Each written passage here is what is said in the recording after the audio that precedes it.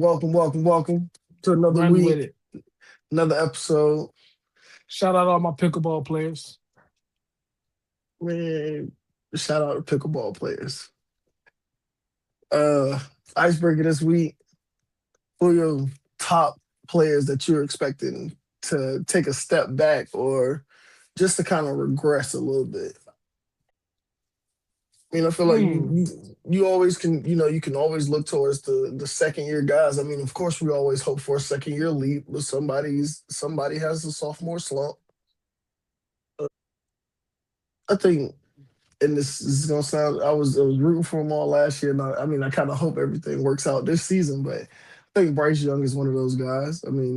Compared to what you did last year, of course I feel like he's gonna take a bit of a step back. Hmm. Um, Anybody on the Bills? Anybody on the Bills? Pick your choice. Josh Anybody? Allen, maybe. James Uh, Cook. I can see that one. And especially having a number one receiver in DJ Moore, there's a lot more passes are gonna get put in the air, especially with the trusted target. So I can see that happening. And There's then a lot of guys because you just his red judging them zone off of touches get snatched. how great they were last year. Like Stafford, I don't expect him to do that again. I don't think he'll have a bad year, but what he did last year was kind of you know out of this world. We're gonna have to see you at least come back to reality a little bit. Father Time got to hit him at some point, right?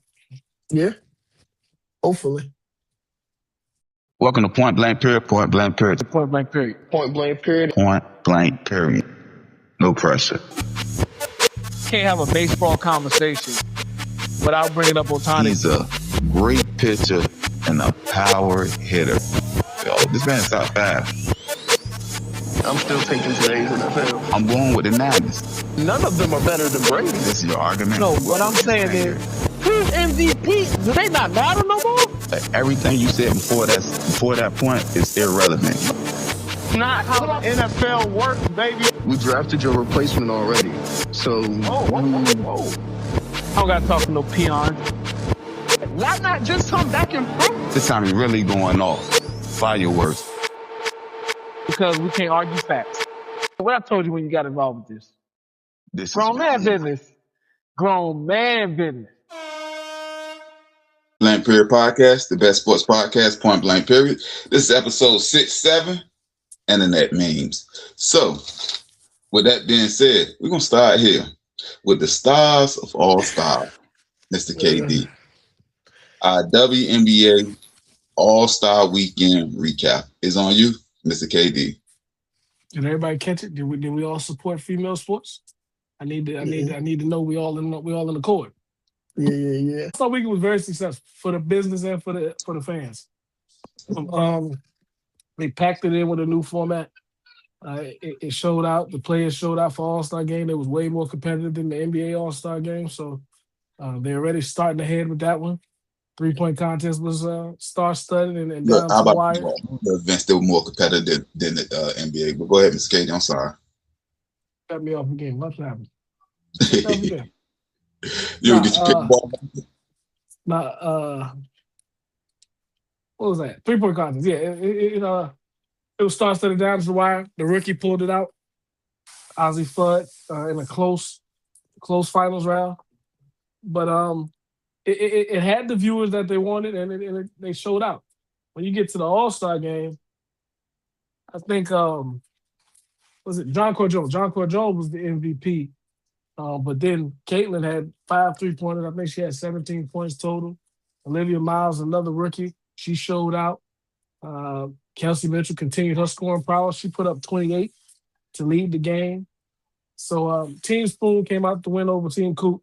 There was 2 good pioneers to lead their teams. That's 2 good names to be in charge of 2 different rosters. And it was star-studded, action-packed, and they actually competed. That's what you need if you want to bring the viewers in. This might be the only time I can say this. The NBA can take something out of their book for that one. You got to get back to that. Yeah, that competitiveness. Because I'm gonna butcher her name. The young lady that dunked during the All-Star game. You know exactly her name?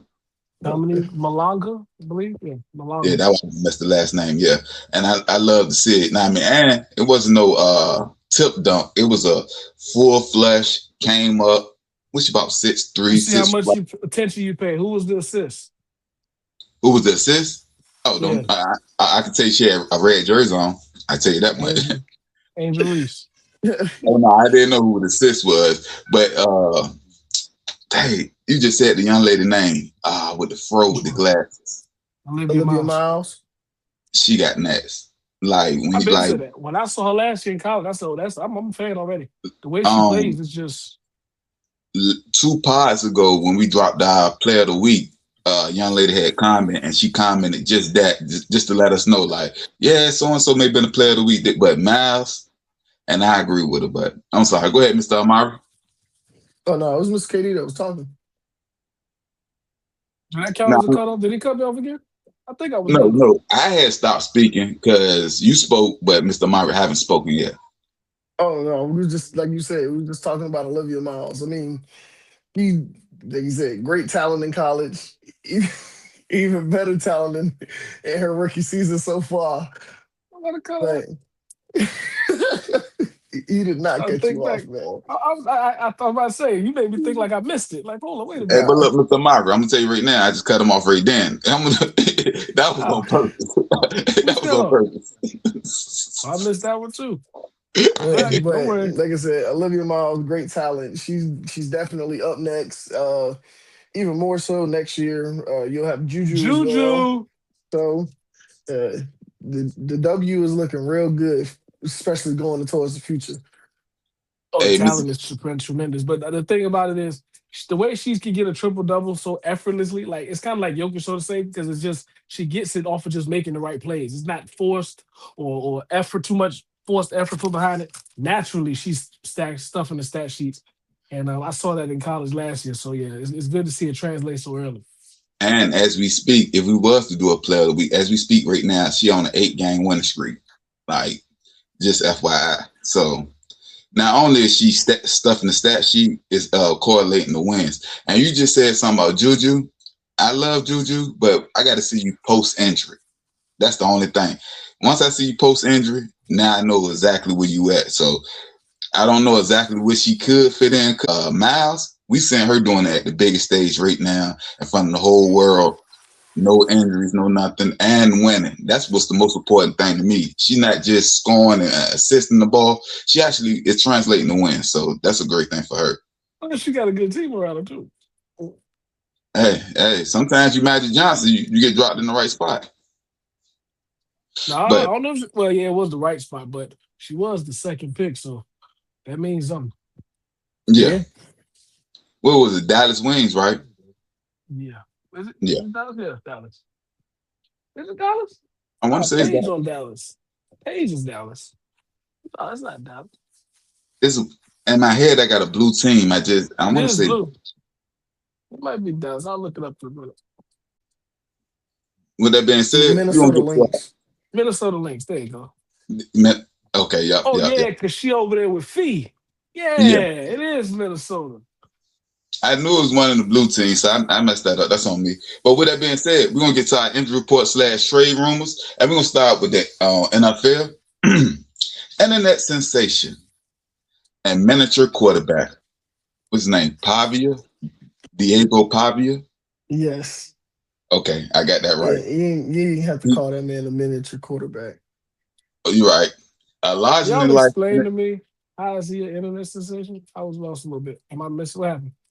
Oh, he just got he got released by the Ravens. No, I know he got released. I'm saying he was It was like the third person on the Heisman pick. Heisman. He was like the third person for the Heisman last college year.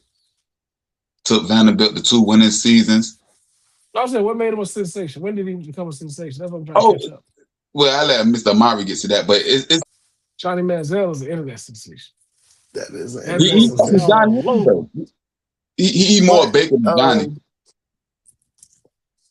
Yeah, actually, yeah, I can definitely say that he's more Baker than Johnny.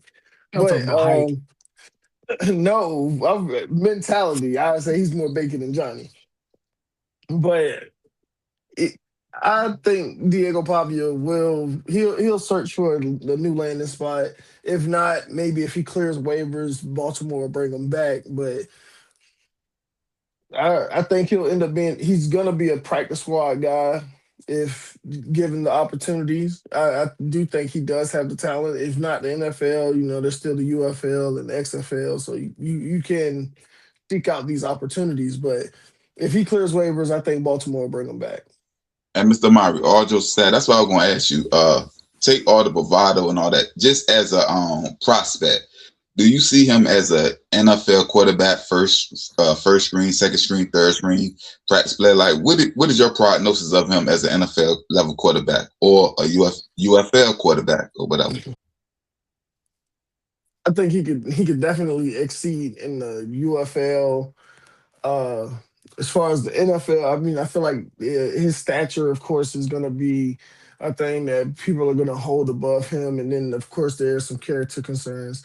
But you don't necessarily need that from the quarterback position. But um, I mean, under the right tutelage, he probably could become something in the NFL. But I genuinely think he has the capabilities of being a QB3 at most, if not just a perennial practice squad player. But still, let alone a career in the NFL. 9, 5, 10, Mr. KD. But I caught this. Go ahead. What you about to say? No, y'all made me think he was super small. I mean, The quarterback position 5'10" is small, sir. Yeah, but we done seen that before. And that's why I'm about to ask Mr. Amari. He ain't no Kyler Murray. About Sean Payton. Who would be a great coach for him that you've seen that work with small quarterbacks that can coach him up?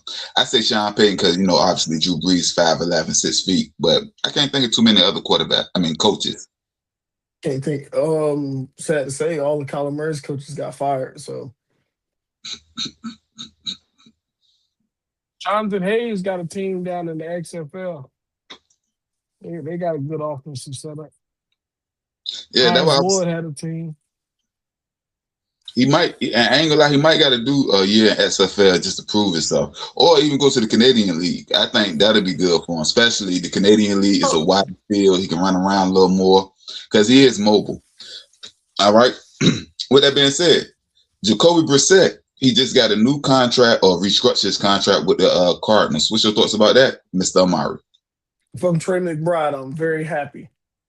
But I do think this gives them, of course, this solidifies their week 1 starter while they try to bring Carson Beck up to speed and get him ready to potentially overtake that position.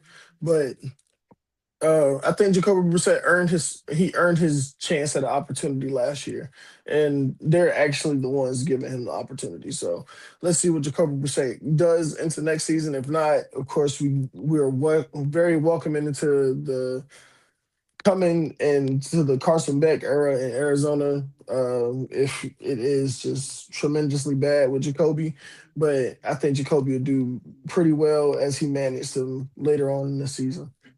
And Mr. KD, that's what I just about to ask you. Did he rank Kyler Murray off, or he just a bridge quarterback to get back in there? So he's a 1.5 year gap stop. Very much a 1.5 year gap stop guy.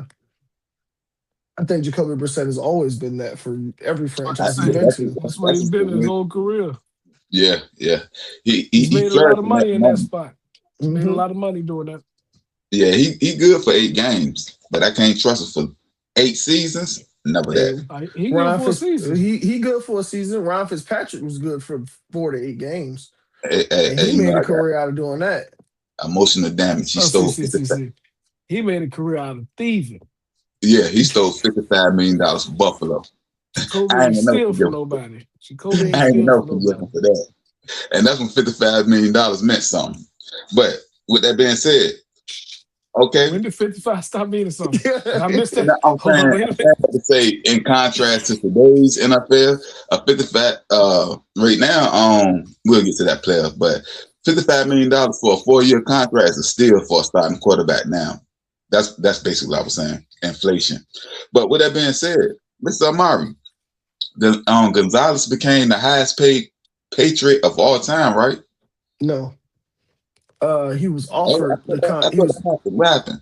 No, he was offered the contract, and obviously that wasn't enough, or it didn't meet the demands that he wanted. So that offer was also denied.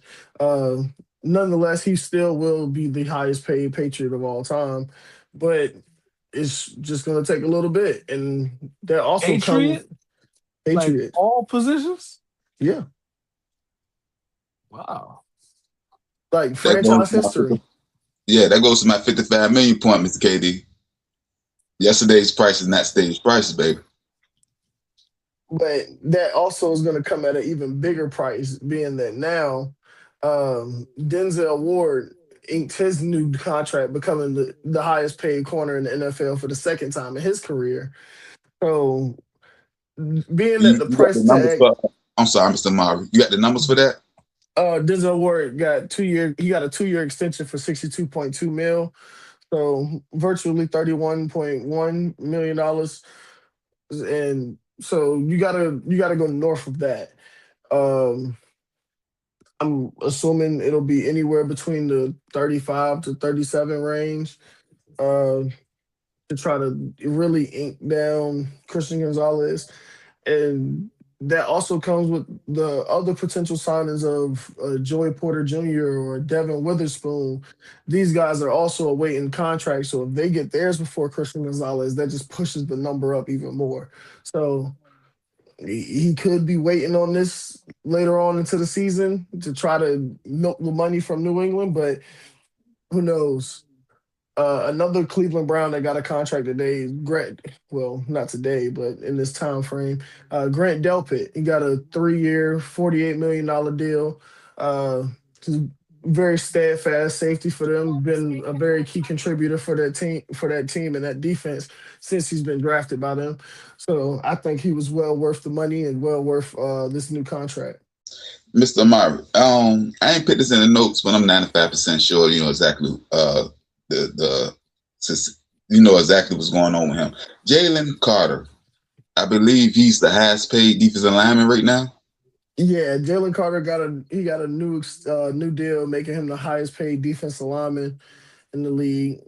Not exactly. I would try to pull up the numbers, uh, but I do know he's got a pretty extensive deal, inking him to Philly, so that closes all the trade talks that been spiraling around him.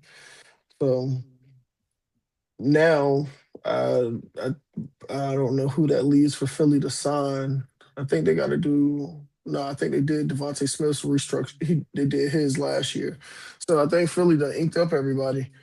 So, Mr. Amari, 4 year, $152 million contract, with 106 Mm. guaranteed, Oh yeah, making him the highest paid defensive tackle in NFL history. yeah. Uh, Well deserved if it though. if it shows every game, is well deserved. And that was one of them other people that we were talking about that did a little slide during the draft, and it was all I don't even know exactly what held him back during the draft, but I know he Yeah, slid. it was the legal concerns. He was in a, I want to say he was in a cold court case at the time, going or right before the draft. All right, I'm gonna ask you about two people in particular. Our weekly update about Aaron Donald and Brandon Ayuk. Aaron Donald still sidelined, working out, hoping to get himself back into peak shape before he tries to sign a contract. And Brandon Ayuk is done. The talks with the Commanders have stopped. So I think at this point, Brandon Ayuk will come at the result of a release, instead of the trade that everybody was kind of hoping for. But yeah, I think Brandon Ayuk's done. All right, before we get to the injury part, you got any more free agent signings or deals going on right now, Mr. Amari? Vita Vea requested a trade and is seeking to move back to the West Coast to go back home. I think this opens up spots for San Fran, the Chargers. Lord forbid he actually decides that he wants to play for the Rams. And they better not have enough money for that. That's what I'm calling something there. It's there. I mean, of course, there are destinations you can try for Arizona. I'm pretty sure they have the money to trade for you and give you a new extension. But yeah, Vita Vea is looking to move out west. So I mean, KD, do you got any outside of the Rams? Do you have any other spots that you think he actually be? Carolina. I Carolina. like him in Carolina with Derek Brown and their young He talent. wants to move out west. Oh, he said he want to go west? Yes, he said he wants to go west. He I'm wants just to go looking at back fit. home. I I'm mean, looking that at would fits. that would be a crazy Well, I fit. get- And then to oh, trade San him Francisco. I feel like San to trade him Francisco, in of course. division would be even wilder. San Francisco, of course, probably would be the biggest eye catcher. Yeah. But You get to play you with said if he Edge. want to go out west, then yeah, he limits the board. I mean, no, you got Seattle, San Fran, you got Vegas still. Like he just wants to go out west and be closer to home. He didn't say how far out west. Like Dallas is out west technically compared to Tampa Bay. I'm about to say that everything is west to Tampa. For the most part, yeah. Yeah, I like San Fran, of course. You said the Raiders. The Raiders will be a good when you pair him with Max Crosby. That might be interesting. But I think, he got a lot left in the tank, so that's if he's available, if you want to compete and you got an opportunity to give him, that'll be a good grab. That nose tackle position is being devalued, man. Yeah. Because it seems like a lot of people ain't running that 3-4 as much as they running the 4-3. Because it's a run stuff and defense, and this is a pass heavy league. Great point, Mr. Marv. But the best way to disrupt the pass is what?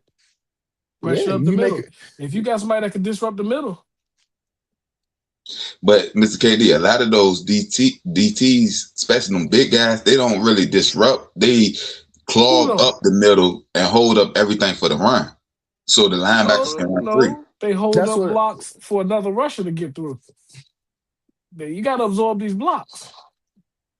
But if I could put 4 D linemen on the field and try to get to the quarterback that way, to Mr. Amari's point, I'm playing a pass. So like first down pass, second down pass, third down pass.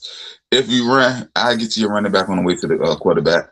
But I'm a believer that the best way to disrupt everything is still straight up the middle. So I still believe in the nose tackle. It ain't 1989 no more, Mr. KD. Why Jalen Carter just got paid? What You said what? Oh, he played a run and pass though. That's my point. But where does he work from? He a 4 down. He a 3-eye. He a 3-tech. He know. Where does he work from? The middle. But he one of them big boys. He one of them. What? I mean, I get what he's saying. Like you gotta pay your D tackles, but like especially like in the nose tackle, it's like can Vita Vea succeed in a 3-eye versus how he succeeds as a 0? No, probably not. But my thing is, I make the linebacker's job easy. You gotta understand that absorbing these blocks ain't no easy feat. Oh, I know. That opens up a lot for the total defense. If you in a 4 down front and as a defensive tackle, if you demand a double team, that matters. And that creates what on the outsides? Yeah, it creates open. One-on-one matchups. One-on-ones. It's something that you want, but I feel like a lot of people value them differently because of that. Because as a 0, primarily you're the run stuffer. You don't offer anything to the true pass rush. But when you can rush the passer, that's why you get paid like the Dexter Lawrences of the world. And Vita got and that's a perfect comparison. Vita got a little pass rush to him as well. Now, of course, that pass rush is not in comparison to, like I just said, top defensive tackle in Dexter Lawrence, who again is a nose tackle, but the pass rush and the run stuffing ability are at an elite level. Vita Vea's run stuffing ability is at an elite level, but your pass rush is very good. Vita Vea is still a very, very viable threat to have on your roster. So I don't disagree with you. If a San Francisco can go grab him, but don't mean I'm paying top dollars. But Oh, if you again, get him, you're gonna have to pay him. That's the whole thing. yeah, if you get him, you're gonna have to pay Yeah, him. but Vita, he's different. He's a vet. He may deserve the money that he's gonna garner, but that position overall is a damn. It's like a fullback. No, it ain't that far. Ain't going that far. I wouldn't. Let me speak to you real quick, Mr. KD. I would say nose tackle value is like the second tight end. All And right. I know I need you, but That man I said don't. fullback. It's teams that don't have fullback, like literally don't Yeah, have you mean how I'm on no the roster. fullback. I feel like They put D tackles there. They put a D nose tackles tackle. there. Yeah, nose tackle is literally like the second tight end. I know I need you, but I might not need you to be that good. But yeah, Mr. KD, your favorite quarterback, baby. Tua and Penix, both out injured at the beginning of training camp. What does this mean? Normally I would start Mr. Amari because this is segment, but I want to start with you, Mr. KD. Tua, I think he got a back flare up, and Penix is still rehabbing from the ACL injury. It's on you, Mr. KD. It's not too alarming. They got time. It's just started training camp. Of course, you don't want to see no Nick after you just got a guy, but it's part of his repertoire. The real important thing is, will he be ready by week 1? Because I believe he will win that starting job. So Oh, I mean, as he's out of apparently Miami, from stories that have came out, he's as of right now he's winning that battle so far. So yeah, you on to the right start. You got a lot of confidence in Tua, Mr. KD. I didn't expect that. I thought you were didn't gonna have no say. confidence in I thought you were Miami. gonna say any given Sunday he'd be hurt. Like that's. Oh well, that's still the truth. But But I I ain't have gonna to lie say to that. you. It's sad when I say this. A back injury is something we can deal with because I'm so scared of his brain trauma that anything outside of concussion, I just be like, okay, all right, it ain't that bad. Like I just be like, whew. I think Cam's gonna protect him a little better. Stefanski's gonna protect him a little better. Yeah. Stefanski don't have no problem with the run Uh, game. Not even that. He's Stefanski doesn't shy away from drafting offensive linemen. He's yeah, never that. shown. He's never shown that he was consistently drafting offensive linemen, and Cleveland. I mean, of course, and he kept those guys together. And I think that's definitely a thing for offensive linemen, especially as a unit, is being able to continuously go out week after week with the same group. They're that unity that they're gonna play with is gonna help Tua stay upright. Is gonna help that offense move the ball a lot more efficiently. All right. Speaking of somebody that's gonna need a little more protection, Patrick Mahomes, as he's been fully cleared for full, I ain't gonna say full contact, but for full practice, and he's out there. It's videos of him making great throws and all that. He's still wearing a knee brace. But what's your thoughts about this, Mr. Amari? Got to find a way to protect that. Well, I believe he restricted his contract, but that $500 million piece. Um, he's the most valuable player on your team, and I don't think you're in a position to really go another season without him. Even though he is young, he's only gonna get older, and so are the other players on your team. So you, of course, want to keep this window, this Super Bowl window, open as long as you can. But if he keeps getting hurt, and like I said, as the team starts to age, this is gonna start to close, and you don't want that to end so soon, especially after such a hot start that he's had. I mean, I feel like this injury was just it was a very minor setback, but it's gonna take a major toll for him to get back to where he was once before. He's in that territory where I'm not going. You don't want to disrespect Mahomes. If he walks into a season with a chip on his shoulder and feeling any way about the rankings, so to say, that we've been running into with him, you're gonna see a motivated and a dangerous Mahomes. But as far as the health return, I think he's on track, just like they're telling us. And I don't expect nothing less of the status quo of what Patrick Mahomes has been his whole career this season. And it's on Kansas City to bounce back a little bit as well. But let me ask you this question, Mr. KD, and Mr. Myra can follow up behind that. If he's not as mobile as he once was because of this injury, because I'm looking at this as similar to that injury. I want to say it was 07 with Tom Brady, where it might have been your team, Cincinnati Bengals. I think they hit him low. I think it was the Bengals. Hit him low. It took him out first game. If I ain't mistaken, it was the Bengals. I double check that. But long story short, but Tom Brady was never mobile, so he was able to come back and be the Tom Brady of old. If he lose 15% of his mobility, now he's at 85%. How much do y'all think that will affect his overall gameplay? I don't necessarily think it will affect him too much. Being that most of Patrick Mahomes' throws come from inside the pocket, but it does kind of take a mental step back for him because I think you don't trust your legs as much because to follow up that injury, of course, to get hit, re-aggravate it, you don't want that to happen. So I think he's not going to trust his legs that much. I feel like he will at some point give himself up. But at the end of the day, I think Patrick Mahomes is very much a competitor. So I don't think he'll really worry about that. I think he trusts himself enough. If the doctors and the trainers gave him full clearance, I think he's going to value that. And he's really going to trust their opinion. And if he sees fit, he'll go full throttle. And before you answer, Mr. Katie, before you answer, I'm gonna apologize. It was the Kansas City Chiefs, Week 1, 2008. That injured Tom Brady that to his ACL. Yeah, he already commented saying he believed he was running too much last year, so he was planning to dial that back this year anyway. But what that means is we're really going to get to see his weapons because it's going to be highlighted on them getting open and making these plays consistently.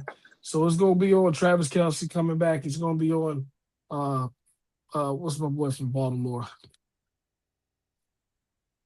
What's the fast receiver from Baltimore that went there? Fast receiver, Hollywood? Yeah, he's still there, right? Hollywood Brown? No, he in Philly. Oh, he went to Philly. So who is the weapons at? They still got Rashee Rice. Rashee Rice, Xavier Worthy. That's what I meant to say. My fault. That's what I was trying to think of. Xavier Worthy. Yeah. Xavier Worthy, Rashee Rice, Travis Kelce. They're gonna lean on them weapons and they have to show up for him. If we're gonna operate from them. Well, that's to help him ease low, but I'm talking about as far as him throwing from the pocket. We're gonna have to you gotta be on time. I think he can do it. And you got Andy Reid at the helm too, so hey. I think these got to be some on rhythm throws, and you have to, and they have to make the plays. Got to make the plays. Hey, Miss Katie, as a sidebar, Zay Flowers, Worthy, and Hollywood Brown. For some reason, I got them all in the same group. Like they interchangeable to me. Like so, when you made that mistake, I was like, I look at them as the same wide receiver, fast, but I don't know if I want them as my number one. Out of those three, Zay Flowers is the most productive.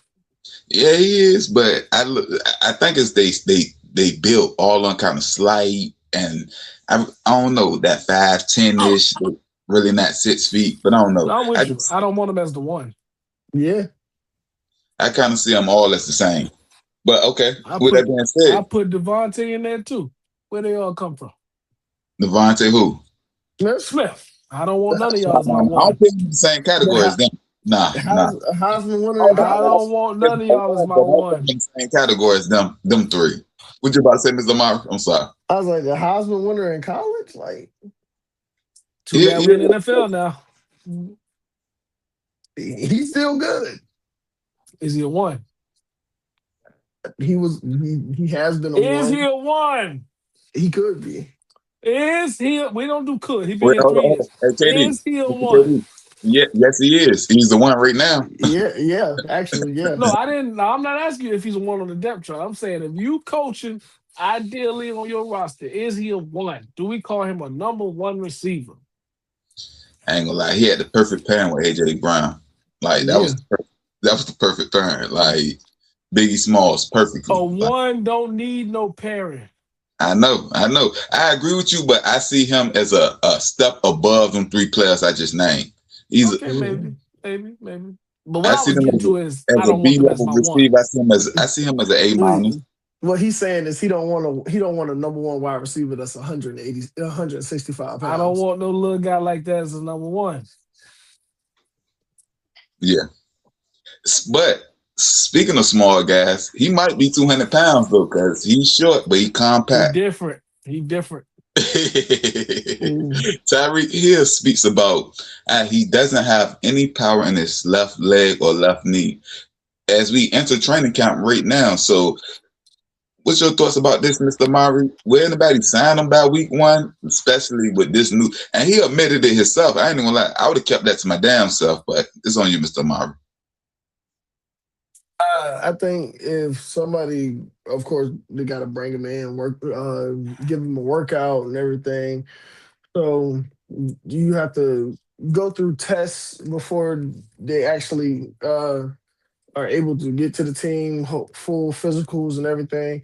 But if it was me, I mean, if I was Kansas City, I would still take that chance. I mean, that type of veteran leadership in the room, I think it'll work.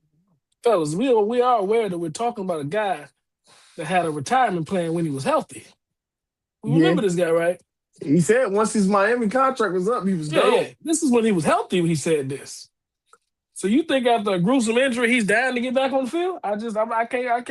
It's hard for me to believe that. He's good with however it turns out.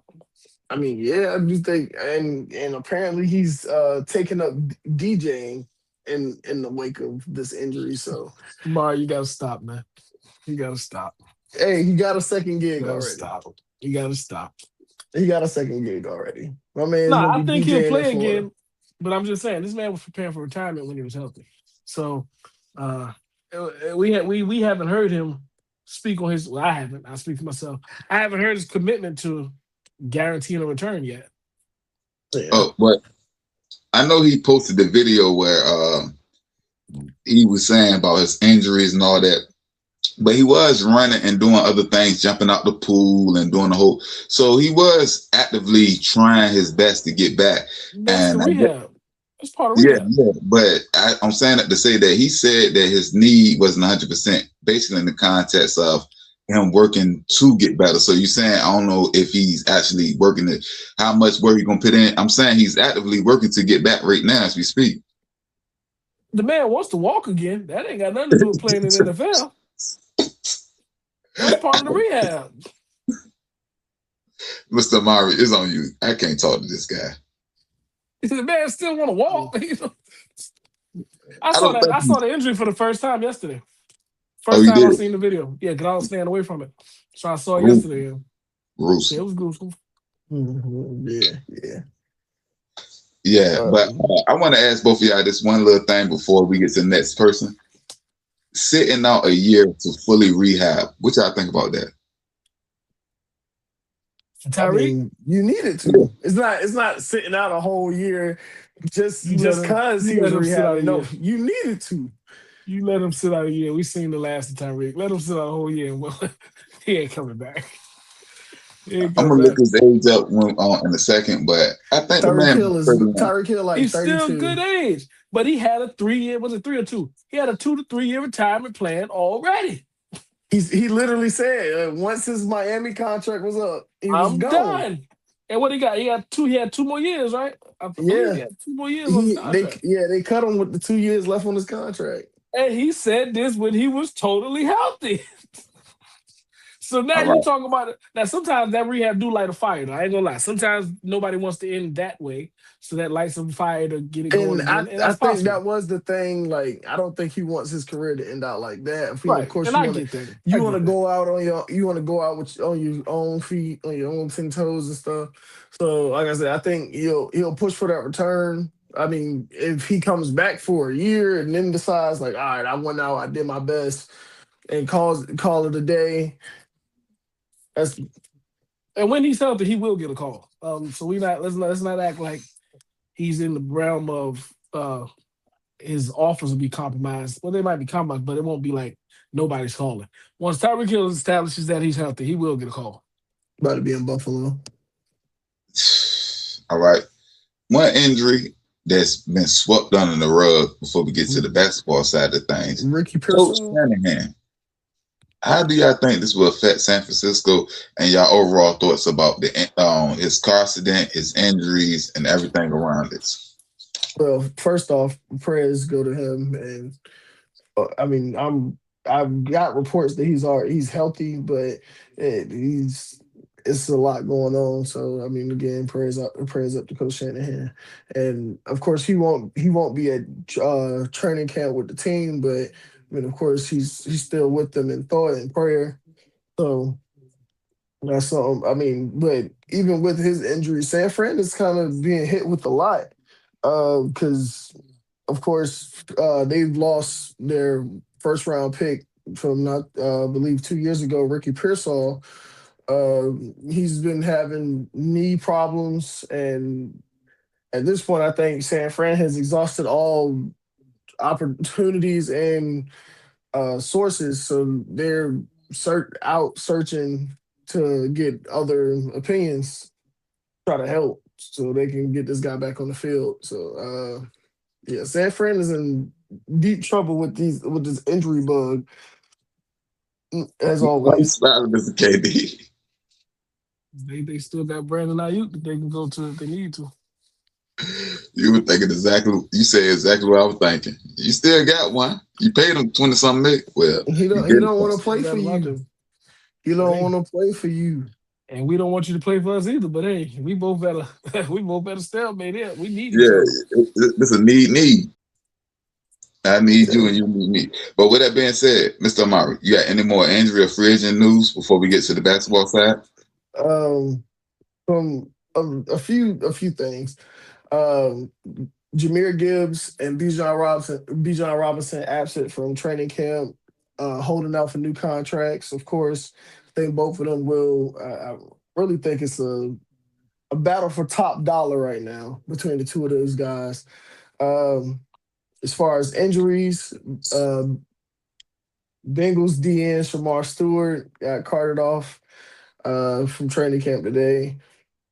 Um, Tucker Craft is back at practice. Jadeveon Clowney is looking for a reunion with the Cleveland Browns.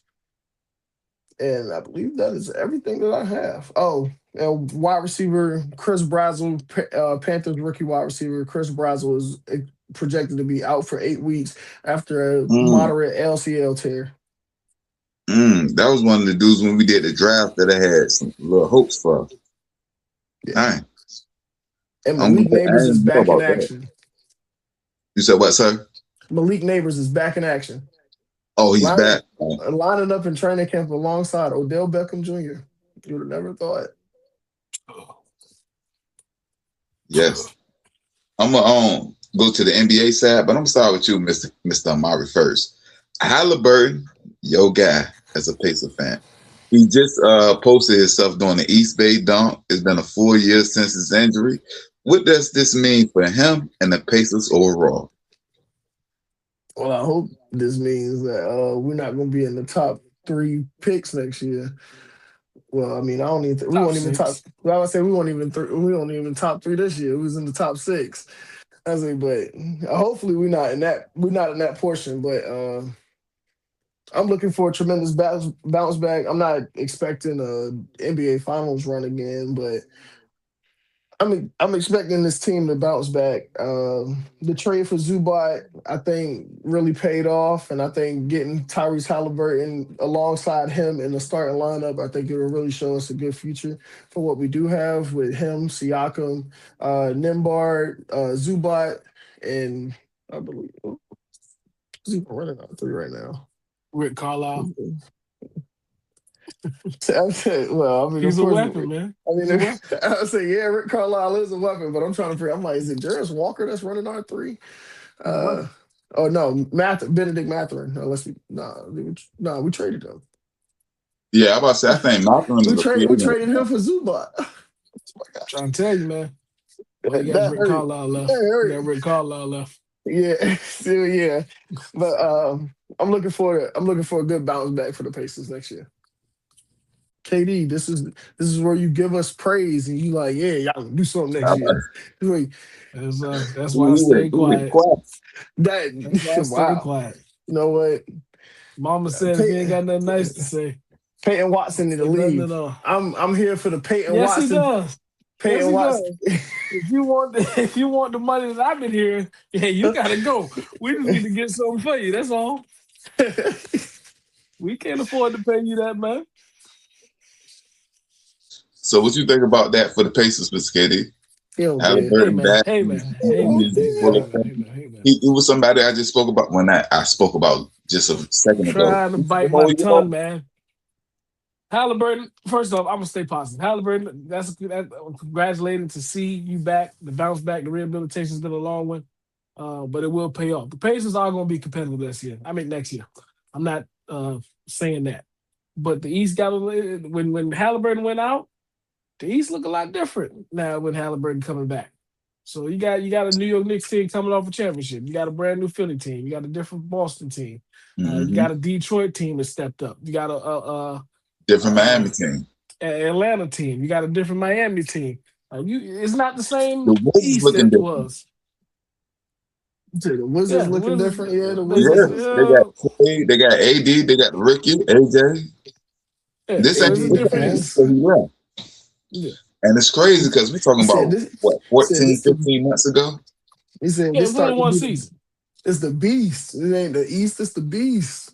Yeah, as we say this, because me and Mr. KD, as we did the LeBron podcast, we were speaking about the lack of depth in the East.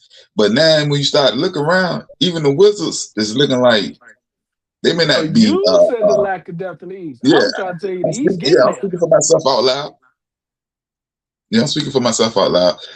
Yeah, I'm looking around like, okay, because when you started speaking, and then we went to Miami, and then we went to Washington. I was like, there's some teams out there in the East. And we didn't even say Orlando. Orlando's still a playoff team last Still, year. yeah.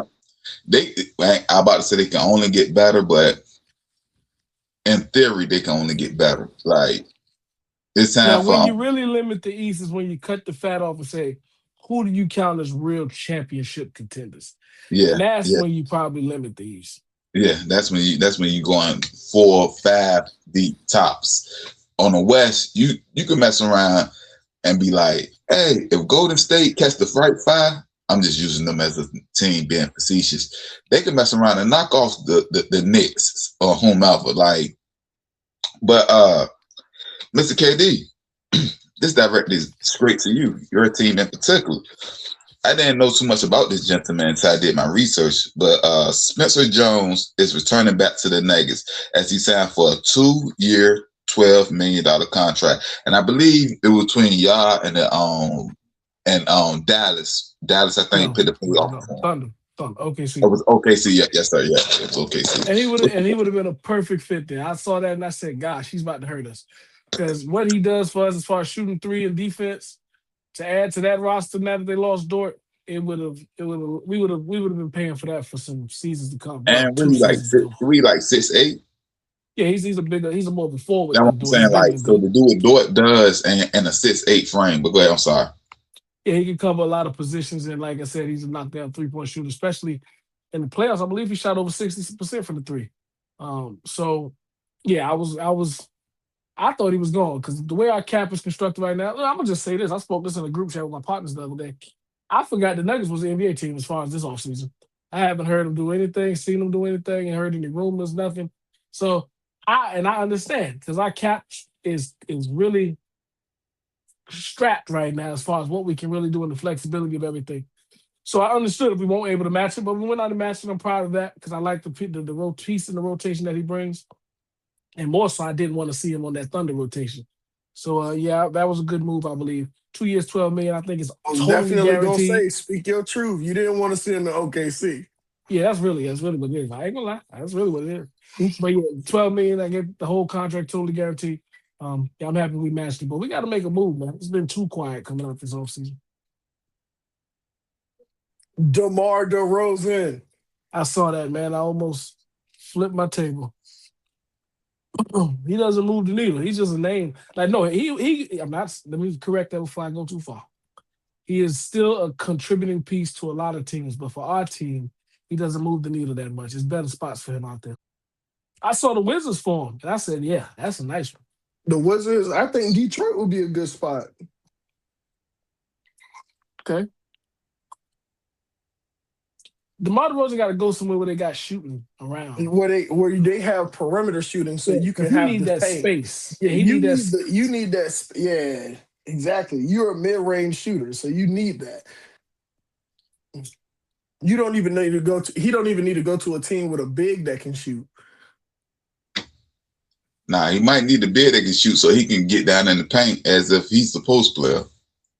Oh, we're looking at DeMar DeRozan playing power forward at some point.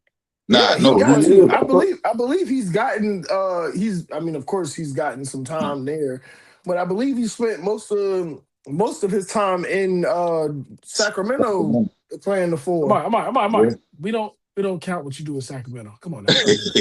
Look, what you just said about What about De'Aaron Fox? NBA team? Sacramento not an NBA team. We don't count what you do in Sacramento. They be trying everything down there. That don't mean nothing. We don't count what you do in Sacramento. I don't even know if they've been trying because I see your boy Acuff playing there for 4 years and he out. Get his numbers up and he out. He gonna get that money. D Fox and he gone. But with that being said, so Mr. KD, there's been me and you had touched upon this on our LeBron James podcast about there's a chance that Kyrie could have went to the Cleveland Cavaliers for the James Harden trade. Now I'm finding out the rumors was actually true, where LeBron actually said, well, I didn't say LeBron said, but there's reports saying that his camp has said that he was not be able to play with James Harden because he that was the reports. That was shooting the messenger, and I think it's because he's so ball centric. So that was actually that ain't it. Yeah, that ain't it. He don't like the fact that you keep disappearing. Yeah, well, so you thinking it's a trust thing? I thought it was a play style thing, but it's on you, Mr. KD. I didn't play with Luka ball dominant. I read to it when you let him get going is ball dominant. I didn't play with ball dominant guards before. I just need you to, when you dominate that rock, you need to be making the right decisions, and I need you in the big moments. And that's why I think he probably has some hesitancy. And that's one thing. I'm sorry. That's one thing about LeBron. He trusts his. I was gonna say role players, but I'm gonna say other players. His teammates. Yeah, because it ain't even just role players. It can be from Kyrie, Kevin Love to Danielle Mitchell. To Dellavedova. Yeah. You saw what he did in the finals. Dellavedova got paid off that finals run. Still living up. The fact that he's still a name that you can say, I don't even know his first name. Matthew. Oh, see, that's what I'm saying. But you say Dellavedova. That was purely disrespectful. Now, I'm saying that Mr. got a ring. He was checking Curry. And you don't even remember that man first. Mr. Amari, see what you just said, Kyrie. When you become a household one name person, we don't even say the second name. We can say the rank. We just say we Kyrie. don't call him Dellavedova. We call him Deli. That's my point. He is he's a one name person. He's Deli. No, that's because that's where he worked now. So I'm joking. It was just over the plate. I had to hit it. I'm joking. Dellavedova is a solid player. I just had to hit that one. They threw it over the plate, Deli. They threw it over the plate, Deli. I had to hit it, Dellavedova. I think he would find that funny too. Yeah, I know. Yeah, we all lighthearted here. He's a champion. Take that from him. Yeah, you can't take that ring off him. To the trade though, so because I was when you brought it to me and you was like, I think Kyrie could come back, and I was like, all right, if Kyrie come, we send one of the bids, but it was actually the trade you said. It was the trade Harden for Kyrie and I guess Pitts or whatever the case may be. That was the actual trade. So you was right in that. So I want to hear your opinion on what you thought the trade would have done. Oh, Pitts. Oh, you said Pitts. Oh, yeah. What you guys said? I thought you said Pitts. I was like, who is that? Oh, no, that's a Southern slang. Wrong sport. Yeah, Kyle Pitts. I ain't gonna stay too long on the what ifs because we got reality that they made a nice move with getting him in Philly, and they've been stacking on that. But yeah, if it would have happened, I think it would have been a tremendous fit, and that might have been what held them back from actually landing the plane. And that's the biggest part of the question I'm asking. That's really what I'm asking. Yeah. So they weren't able to do it. You see, when you bring in other people from it's already one thing when you got to bring two entities into it. But then when you bring a whole other entity into it, it makes it more complicated. So we don't know where Dallas stood with all this.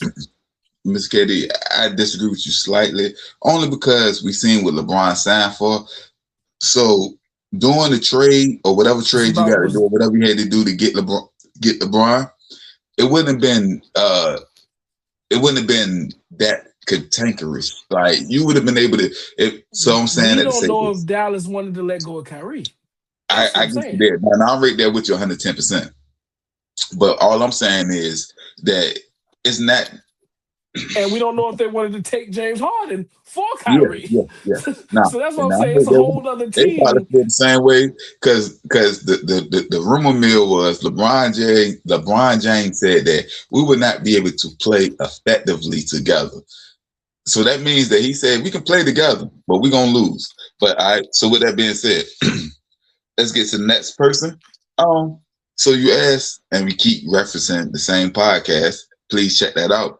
The LeBron James, we did two of them. The LeBron James Decision 2, we did live, and the other one was LeBron Demic.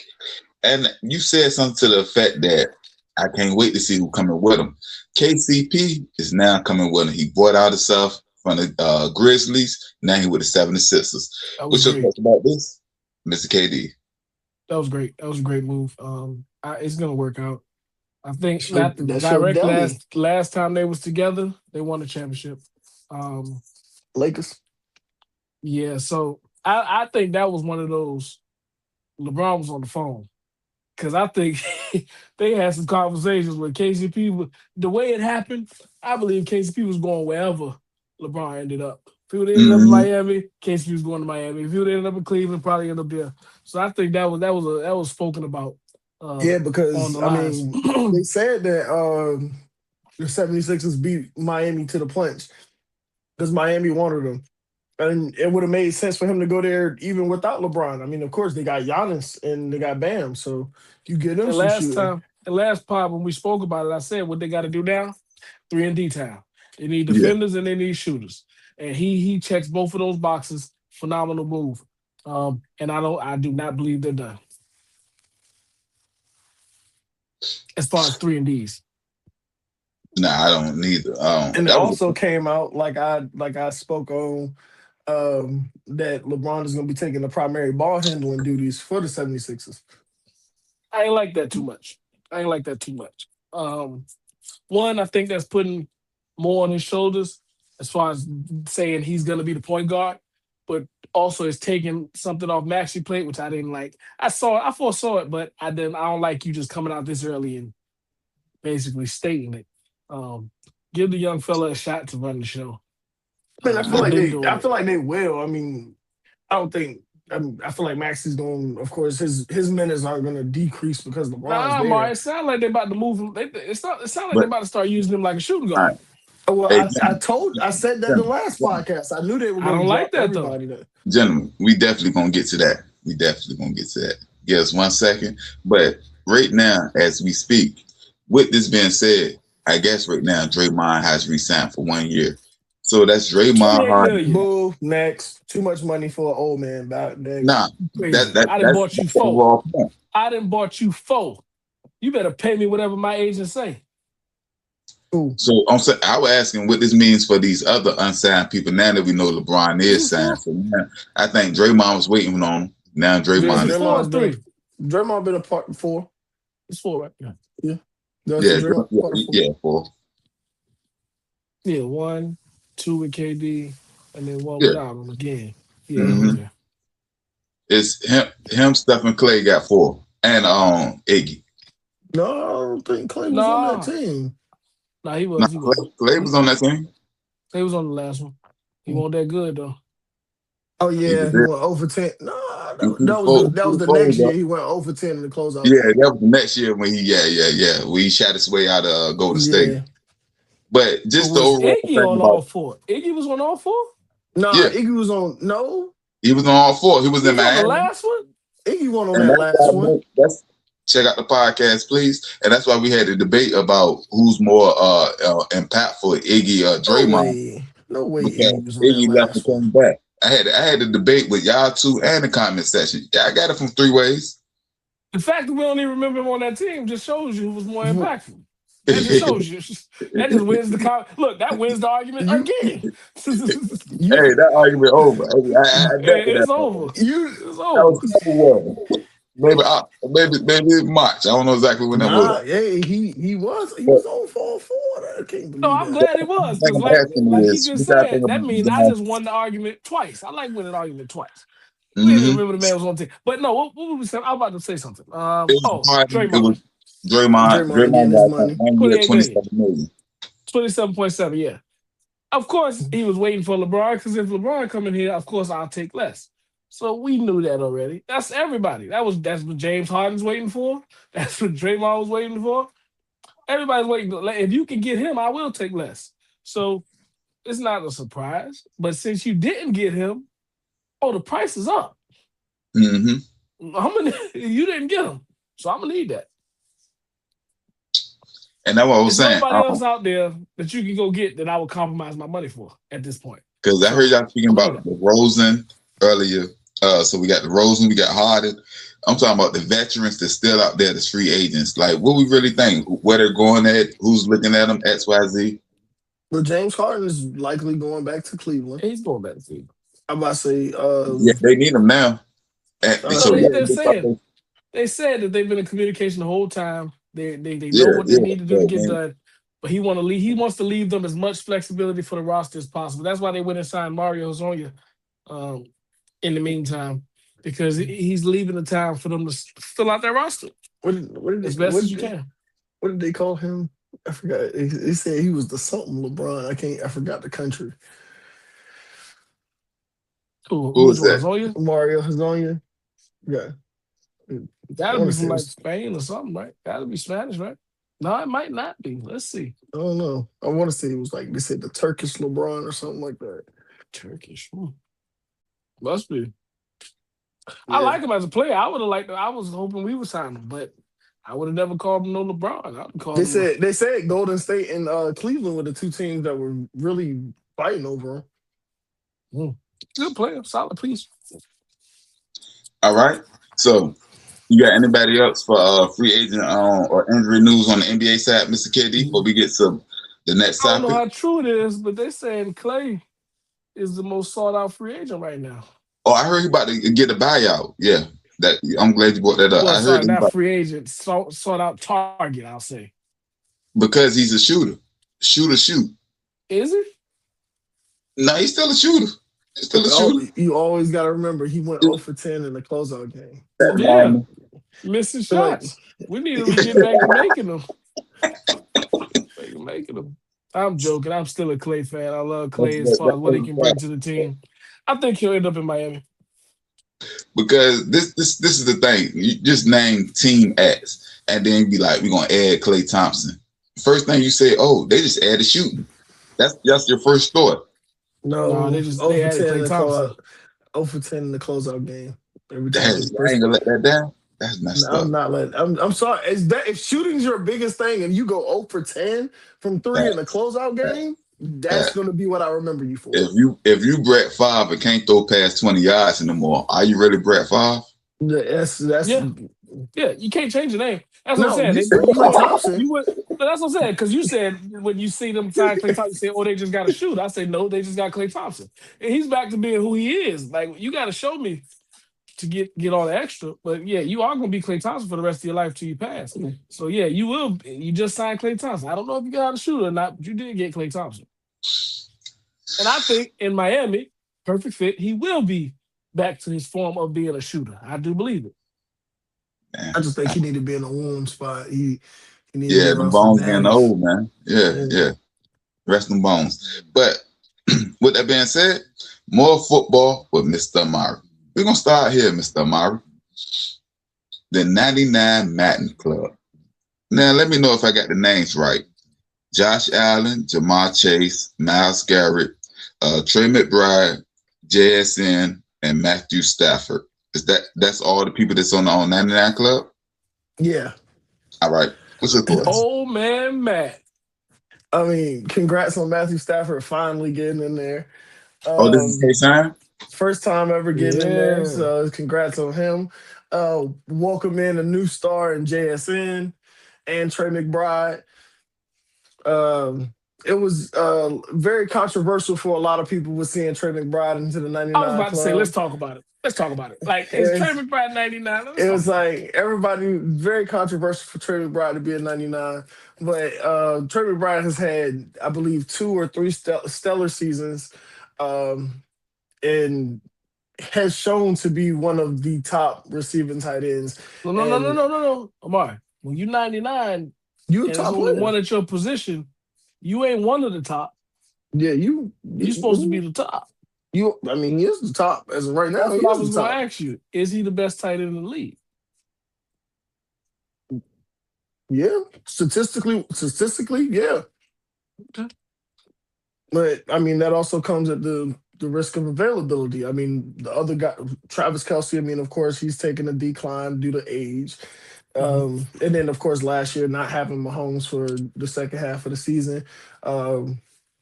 George Kittle, he needs to be healthy. So that's really his thing.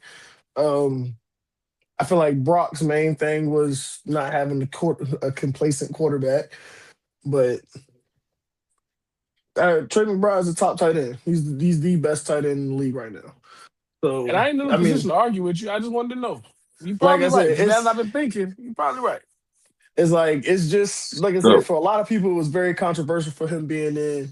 Still don't Just think he's 99 though. He might be the best tight end, but I don't know if he's Amari, 99. Mr. KD, 1,239 yards, 11 touchdowns. That's his stats for last season. What if he's 99, Amari? He might be the best tight end, but I don't know if 99. I don't know. like I said, a lot of people were very controversial on him being a 99, and of course they removed Lane Johnson, and so we don't have any 99 offensive linemen like we've had in the past. So it's been a very controversial thing. The other thing that a lot of people were having problems with, and even I kind of somewhat agreed with, even though, of course, very understandable is why Josh Allen and Jamar Chase were both 99s. It was like most people take a hit due to their performance at some point last or the season before, and they didn't give them that. They didn't show them that same type of penalty. So that was another controversial thing, but I think it's still understandable why they both ended up being 99s. Of course, Josh Allen and who he I was about to is. say, you better land this plane because I don't know where you're going right now. When you say Jamar Chase, I need to know where you're going with this. Well, I mean, you didn't do what you did the 2 years before where you were 99. So Talking about why am I a making you a triple 99 crown? now? Yeah, you Talking got about a triple triple crown? crown. Yeah, it was like 2 years ago now. Yeah, It's a whole 2 years. different game. It's a whole different game now. You didn't do So that did last year. I You have didn't. a bad season? Yeah. So why am I making you a 99 now? You think Jamar had a You bad could have been. season last year? I'm not the one saying that he had a bad season. I didn't make the game. I'm So, I asking didn't your get paid opinion. rating. Mr. I'm Mara, asking Mr. I your mean, Mara, opinion. I would think. I gotta push him there, Mr. Mara. I gotta push him there. 1,400 yards, 125 receptions. Where the problem at? Hey, I'm not like I said. I'm not the one that made the game. I just want to make sure. No. The people that made the game got him at 99. I'm talking about the people that don't agree. Hey, like I said, it was like, all right. I mean, there are people that did. I mean, of course, Puka's not a 99. Puka had a better season. Puka not a 99. Puka a 98. Why That's a ain't? nice form. Yeah, that's cool. Why ain't swap them That's a nice spots? form. No, sir. Why would I do that? There's a difference from staying on the I mountain and did better reaching it. than you. Yeah. Did you? Yeah. So let me ask you both of y'all this question, and this goes to a pod we had 2 weeks or 3 weeks ago. And I said that I didn't believe Josh Allen deserved to be number one. I believe he deserved to be number 3. Do you think he deserved Matthew Stafford's 99 and he deserved to be 98? Just similar to what I was just speaking about. I think that he deserved to get one step down. Somewhere, fumble, turnover, something. He needs some type That of playoff, I feel like if you were to give him, playoff if you were to make him that 98, the that reason. playoff game that playoff game is the reason why. Why your season ended last year would be the reason why you would be a 98 versus being a 99 this year. And again, completely understandable if that would be the reason. But Yo, who did would you Miles make a Garrett make 99? Of course, Miles Garrett made it. Yeah, Myles Garrett got it. Miles Garrett probably should have been. He should have probably been the only other Madden player to ever be 100 overall. Who's the other one? I believe it was Lawrence Taylor. Like, Oh, he was 100. Oh, yeah, that makes sense. 100 overall. Is like the only player to ever be 100 overall. JSN, Trey, Miles, Chase, Josh Allen, Matthew Stafford. I think, and I'm a Bills fan, I'm going against Josh Allen. Everybody else, I can see the reason why. Trey, number 1 tight end. Miles, number 1 pass rusher. Chase, number 1 wide receiver. JSN, he's number 1-ish, plus a Super Bowl ring. And then Matthew Stafford, MVP. So everybody else, I got it. But Josh Allen, this 98. I ain't mad 98. I mean, if you take his 99 away, then I would give it to Puka. But then it's like that's team stacked. Now you got 2 99s on the Rams offense and People still 99 on the believe right Rams now. defense. People still believe right now Josh Allen is, well, a good amount of people, I'll say, believe Josh Allen's the best quarterback in the league right now. So that's why he got that 99. I believe he can be, but it's them bonehead. That Denver game, until I see different Nets playoffs, I ain't even talking about regular season. I ain't gonna be able to take that taste out of my mouth. Like, I seen what you did against Denver. You was just fumbling the ball, throwing, like, that was disgusting. And even with that being said, we had a chance to win. But after you set us back so far, it really doesn't matter. But with that being said, we're gonna get to our NFL award prediction. We got a question. Before that, we're gonna get to our NFL top 100, number 60 to 51. It's on you. Got a question. You say you got a question? He got a question. Oh, go ahead, go ahead. Y'all got a question. I just want you to know I saw it too. You saw what? What you see? Josh Allen against Denver. I saw it too. We all seen it. Everybody's seen it. The whole world seen it. That's why I'm like, Just wanted you to know I saw it. but nah, that's why I told you I was so surprised when I was the one that's saying Josh Allen didn't deserve to be the number 1 quarterback. And y'all was like, so I was like, number 1 means you're the best quarterback in all of the NFL. You're not that. Not And after he that. might be that. He might be that. Now, one game doesn't compromise all that. And that just goes with you being the. Let's go next time. You're a Bills fan, but You're a hard critic. one game don't compromise all the work. So we're gonna start here with our top NFL 100, 60 to 51. We're gonna start here with Brock Bowers at 60, Bo Nix at 59, Nico Collins at 58, Deion Dawkins at 57, Jalen Hurts at 56, CeeDee Lamb at 55, Fred Warner at 54, Devontae Adams at 53, Tristan Wirfs at 52, Caleb Williams at 51, and that's the list. So any disagreements? What y'all think about this list right now? Well, congrats on Caleb's debut at 51. Hey, all them big plays and the fourth quarter comebacks, they got you up there, and you pretty good debut spot. Jalen Hurts took a big drop because he was top 20 last year, and yeah, 50. He said 53. He 56. He took a drop of 37. Oh yeah, was that 19? Yeah, that's a big drop. I say Devontae. I know Devontae. He should have rose up.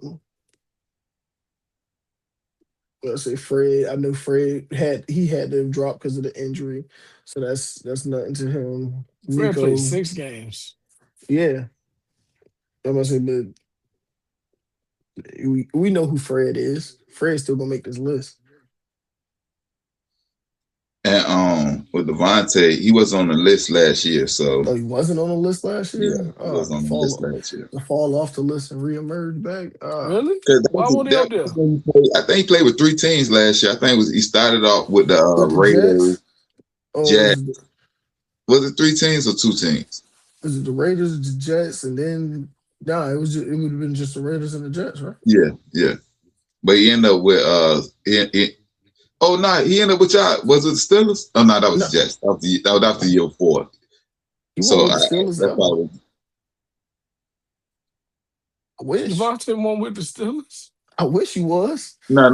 It was no. I was thinking about Aaron Rodgers and when he got signed. So it was the year before that. Yeah, when he went to the Jets. He was with the Raiders and the Jets. It's a solid 9 to 10 players. Yeah, I think I like this the list spots. this spot makes sense. Shout out Nico. I think Nico might have been a little higher, but I'm good with his spot. Deion Dawkins, good spot. CeeDee Lamb, injuries. So yeah. Caleb debut. It's pretty Justin solid. Wirfs, so I say he's good spots. Can't disagree with this grouping for real. But look, did you see? I was looking at what sparked my interest when I saw it was like the quarterbacks that's already been named. So I looked that up. That's why I'm about to go to Bo Nix. Go ahead, what you about to say? Yeah, we got Bryce at 98, Brock Purdy 85, Baker 77, J Love 72, Lamar 69, Trevor 62, Bo 59, Jalen 56, and Caleb 51. Now, what was Trevor at? You said Trevor? 62, Trevor was in the 62. 60s. That's why I'm about to argue. I think that if Bo Nix right here, Trevor should be right here. Well, they're only 3 apart. But I don't think Bo Nix is ahead of Trevor Lawrence. You know, I ain't a Bo Nix fan, so I'm gonna just throw that out there. I'm not a Bo Nix fan. I think they won in spite of Bo Nix, but I still got to give them credit for that 12 game winning streak. He was making them plays. I'm about to say I don't know. I feel like we're on opposite ends. I'm not a Trevor fan, but Bo Nix was the one making them plays. Bo Nix was the one making the plays in the clutch. All right, so we got 3,900 yards passing, 6 yards per attempt, 25 pass touchdown, 11 interception, 356 yards rushing, 5 rushing touchdown, 4 fumbles. 15, yeah, I'm not talking about his stat line. I'm talking about in the clutch. No, I just threw that out there so everybody can know. The game is on the line. Bo was winning those games. His fourth quarter is probably better than anybody. It's probably fourth passing rate is probably better than most people. Him and Sam Donald, like both of them turning on in the fourth quarter. But overall, I take Trevor Lawrence over him. I still would take Lamar Jackson over him. But if I say who had a better season last year, he did have a better season, Lamar Jackson, due to injuries and all that. But I'm really arguing Trevor Lawrence. Deion Dawkins, he dropped 15 spots. I ain't really mad at that. But Jalen Hurts, 37 spots. Did he really take that much of a regression? Yeah. Yes. 37 spots? Yeah. Yes. And y'all said at the same time, y'all both believe that. Yeah. Because you're not saying he dropped 37 spots as a quarterback. Yeah, it's other positions in this gap. Yeah. Right. So I figure that. Because he dropped, when we look at his quarterback drop to that ranking, that'll be more of a see if it's an eye catcher or whatever. But and as I say this, as I was just talking about Bo Nix got better stats. 16 games, 65% percentage rate, 65% complete rate, 3,200 yards passing, 7 yards per attempt, 25 touchdowns, 6 interceptions, 420 yards rushing, 8 touchdowns, 8 fumbles. Rushing touchdowns, that is. So Bo Nix had less fumbles, more passing yards. Yeah. And it won't like just I said about Bo. It won't just the statistics. It was It was the win. watching the guy. Like It was the he wins. was It was the he was wins. losing a lot of these games in moments where they needed him towards that back end. So yeah. All right. So with that being said, we're gonna get to our NFL awards. This is our predictions part of the thing. And every week we will go through each category and predict trophy, I shall say, which trophy will be won by somebody in the next season. Right now, our prediction starts with the Coach of the Year. It's on you, Mr. Amari. Go ahead, Amari. Just say it. Just let it out. It's all right. Just go ahead. I'm gonna go with John Harbaugh, New York. Wrong answer. You want me to say Zach Taylor? I would have loved it. You know, I would have. Yeah, I would man. have really You don't appreciated even that. you don't even believe that. I'm right there with you, Mr. You don't Amari. even Who would believe that. Zach Taylor?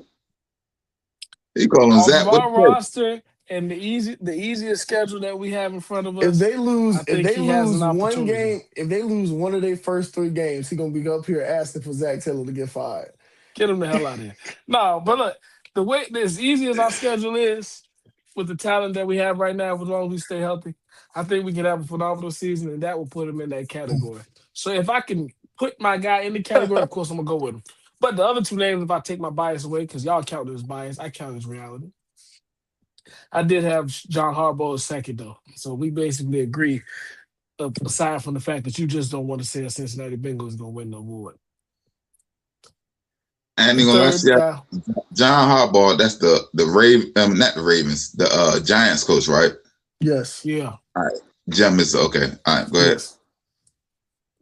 When I wrote that down, the crazy thing is the first thing that came to my mind is IT not gonna know which Harbaugh is which. That is crazy that popped in my head like that, and then it played out like this. Because I wrote down Jim, but I mean John. I mean, That's Jim what got a chance too if he actually Yeah, if Jim they win got a a chance playoff too. game. I wrote Jim Harbaugh, Giants coach. That's how I wrote it. Jim Harbaugh, Giants coach. Yeah, it's Yeah, all right. It's so all you right. wrote 2 different answers then. It's all right. But yeah. John was my second. Mike Nah, McCarthy was my second. Nah, I Who's your think he the first? first. I mean, who was your I second? I think- bet. Mike McCarthy. I see that you just trying to just. Hey, I was on the same path you was on. All right. Who your prediction? You Nah, just hey, gonna I said you gonna go Harbaugh. radio silent. Oh, He said No. Jim Harbaugh. He said the Chargers. I mean, see, Nah. he got to choose this John one. Harbaugh. Now that I know which brother I'm speaking of, but John Harbaugh, because the Giants was so much in the dumpster that if he take them to 9 wins, he end up getting coach of the year. 9 wins not gonna get you coach 9 of the year. wins. Cut that out. 9 wins ain't getting you coach of the year. From where they was at to where they at now, yeah. Nah. I think I don't know exactly what they record was. If he won 4 or 5 get 9 games, wins, so. if he get 9 wins and win the NFC East or something, then yeah. You know it's 17 games now, right, IT? 9 wins Yeah. mean you got 8 losses. 9 and 8? He's still 9 a giant. They still the 8, Giants, 10, KD. I said 9, but 9 and 8, 10 and 7. I'm just saying that middle ground. I'm saying that to 9 say and that 8 ain't winning you no coach of the year. I don't care. what I'm saying is he don't have to be the Super Bowl winning type I caliber. get you on that. I get you. 9 and 8 ain't gonna do it. Yeah, that's basically what I'm saying. He ain't gotta be. If you 9 and 8 get into the playoffs and win the Super Bowl, you gonna win. He gonna get it. But other We than do that that's- award before the playoffs. Yeah, We do that award before the it's playoffs. already. Yeah. 9 I'm and 8 ain't saying, getting it done.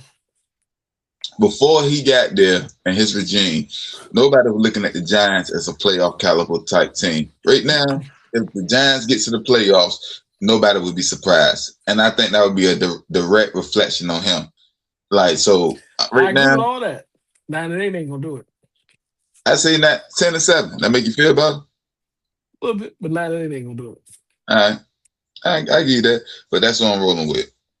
So I think me and Amari got the same one, and that's what it is. So yeah, he chose Zach Taylor. I don't know what made him do that. yeah, he don't even Ain't like my the fault guy. y'all coaches his ass. Ain't my You fault. said what? Mike McCarthy is the Super Bowl winning coach.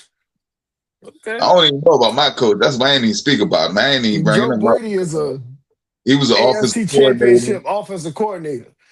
Now I don't know what you can do as a Oh, head coach. mine Now, is a AFC Championship You coach. are He a was a Super Super Bowl Bowl. You baby. are a Super Bowl Super coaching Bowl. coach. Yeah. You are No, a I ain't Super say Bowl AFC attending coach. Championship. My fault. AFC Champion coach. Yeah, we won the AFC Championship. But that Yeah. don't count for nothing. That don't count for nothing. no, I do. What's I that? mean, The Hunt Award? What's the Hunt? that's like getting a ticket to the Hunger Games. You just got to the big games. And All then right. lost. So with you, Mr. Amari, the number 67 draft pick of last year's draft. What is this rookie review looking at like? Is on you, Mr. Amari. Well, we heard this guy's name a lot last season. Katie and I specifically. Harold Fannin Jr. Oh, that's your Um, guy. a little bit, just a little bit, you know. You But said his name before the season started. That's your guy right there. Don't shy off now. yeah. But he stellar rookie season, 72 catches, 731 yards, 6 touchdowns. He was a key piece in Cleveland's season last year. Rallied them into wins and even more so keep them in a lot of close games. And he's going to be a very big piece in the future with the departure of David Njoku as he heads to the Los Angeles Chargers. But Harold Fannin, of course, stepped up very heavily into that offense and performed way beyond expectation for a second round guy, but even more so, well, third round guy actually, but even more so, he has a very bright future ahead of himself. I just need him to get out the AFC North, and I'll be happy. Get out. Way He's a rookie. happy. Well, he ain't even a rookie. He's a second year player. He'll be here for a while. He put up 700. He put up 700 yards and six Cleveland they made touchdowns as a tight end. Cleveland they made bigger mistakes before, They have. True. and he wasn't their number one. Well, he was and he wasn't their number one, but now he's definitely gonna take the Yeah. next step. But yeah, I need him to get up out the AFC North. You know And I what? think He can stay there. we're gonna talk about that next week too with He them ain't two got no quarterbacks. quarterbacks. Yeah. Yeah, I was about to say we can talk about them next week with those two quarterbacks. But with that being said, what we're gonna do now, we're gonna answer some of these internet memes. And we're gonna start with this one right here, Mr. Amari. The top 10 rookie wide receivers going into next season. So one, Tyson, then we got Tate, Lemon, Okay. Yeah. Denzel agree. Buxton, Amari Cooper Jr., Omar Cooper Jr., Casey Concepcion, Antonio Williams, Bizon, that Bernard, and Douglas is the last. I definitely agree with majority of the list. I'm not exactly sure as how they're setting it up as far as like are they doing it based off projection for these receivers into next season, or they're just kind of ranking them coming out of the draft and these were the top 10 in their opinion. But going into next season, based off mainly the fits and the players where they had, I believe they had Antonio Williams. I have Malachi Fields. I think Malachi Fields, being that he's one of the receivers, bigger body guy, he can play on the outside with Neighbors and Odell being back in the mix. I think he'll be able to really stand out in a role for the Giants next season. Of course, Dejon Stribling, he is very talented and has really been showing out in training camp so far. Uh, really, his biggest comparison throughout training camp has been the fact that everybody sees him as a faster Nico Collins. So whether it's that high praise or they're trying to say that's what he is, right? That's his floor. I think that's still very good for him. Um, as far Carnell Tate has been showing very good flashes as to why they took him so high in the draft, day in and day out.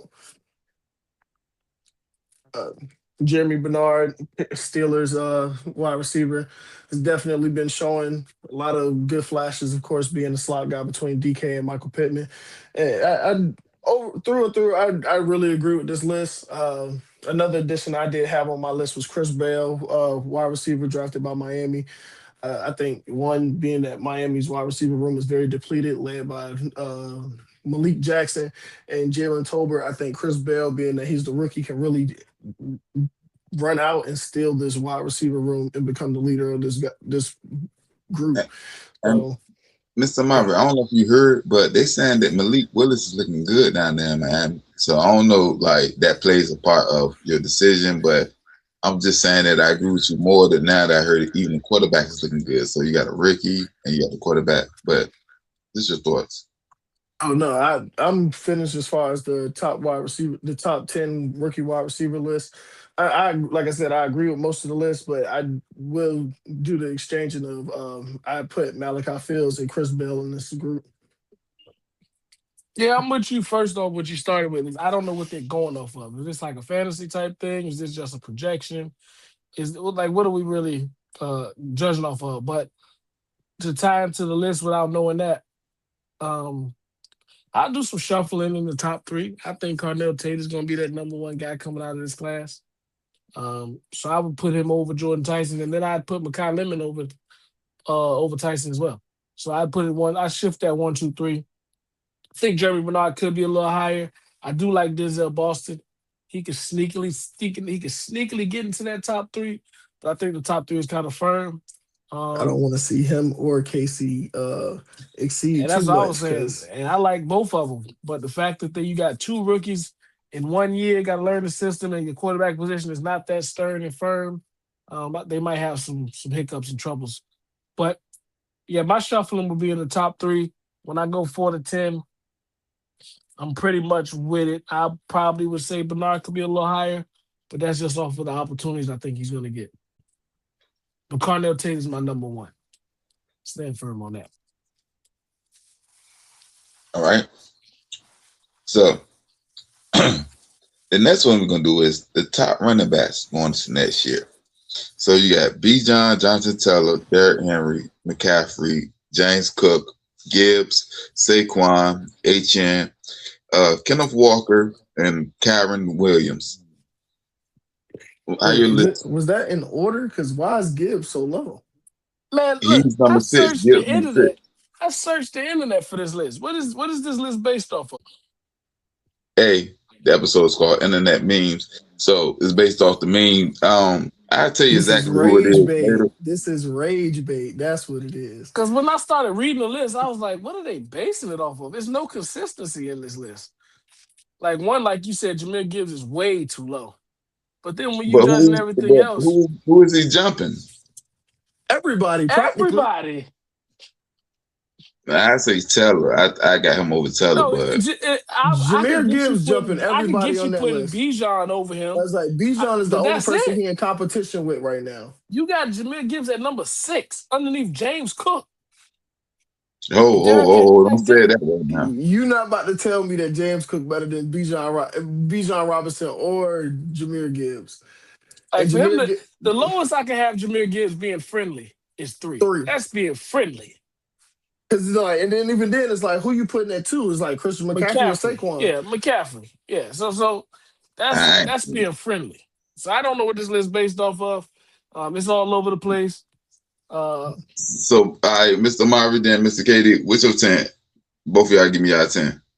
Gibbs, Bijan, Derrick Henry, CMC, Saquon, Jonathan Taylor, Kenneth Walker, Kyron Williams, A-Chain. Where James Cook at? Not in my top 10.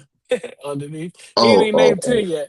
You ain't even named 10 yet. You said that man in your top 10. That's disrespectful. That's disrespectful. You only named 7 running backs. You only named 7 running backs. But that's disrespectful right there. Well, yeah. Oh, no, matter of fact, no. He named 9. He named everybody but, no, he ain't say Kyron. So he named 8. I did say Kyron.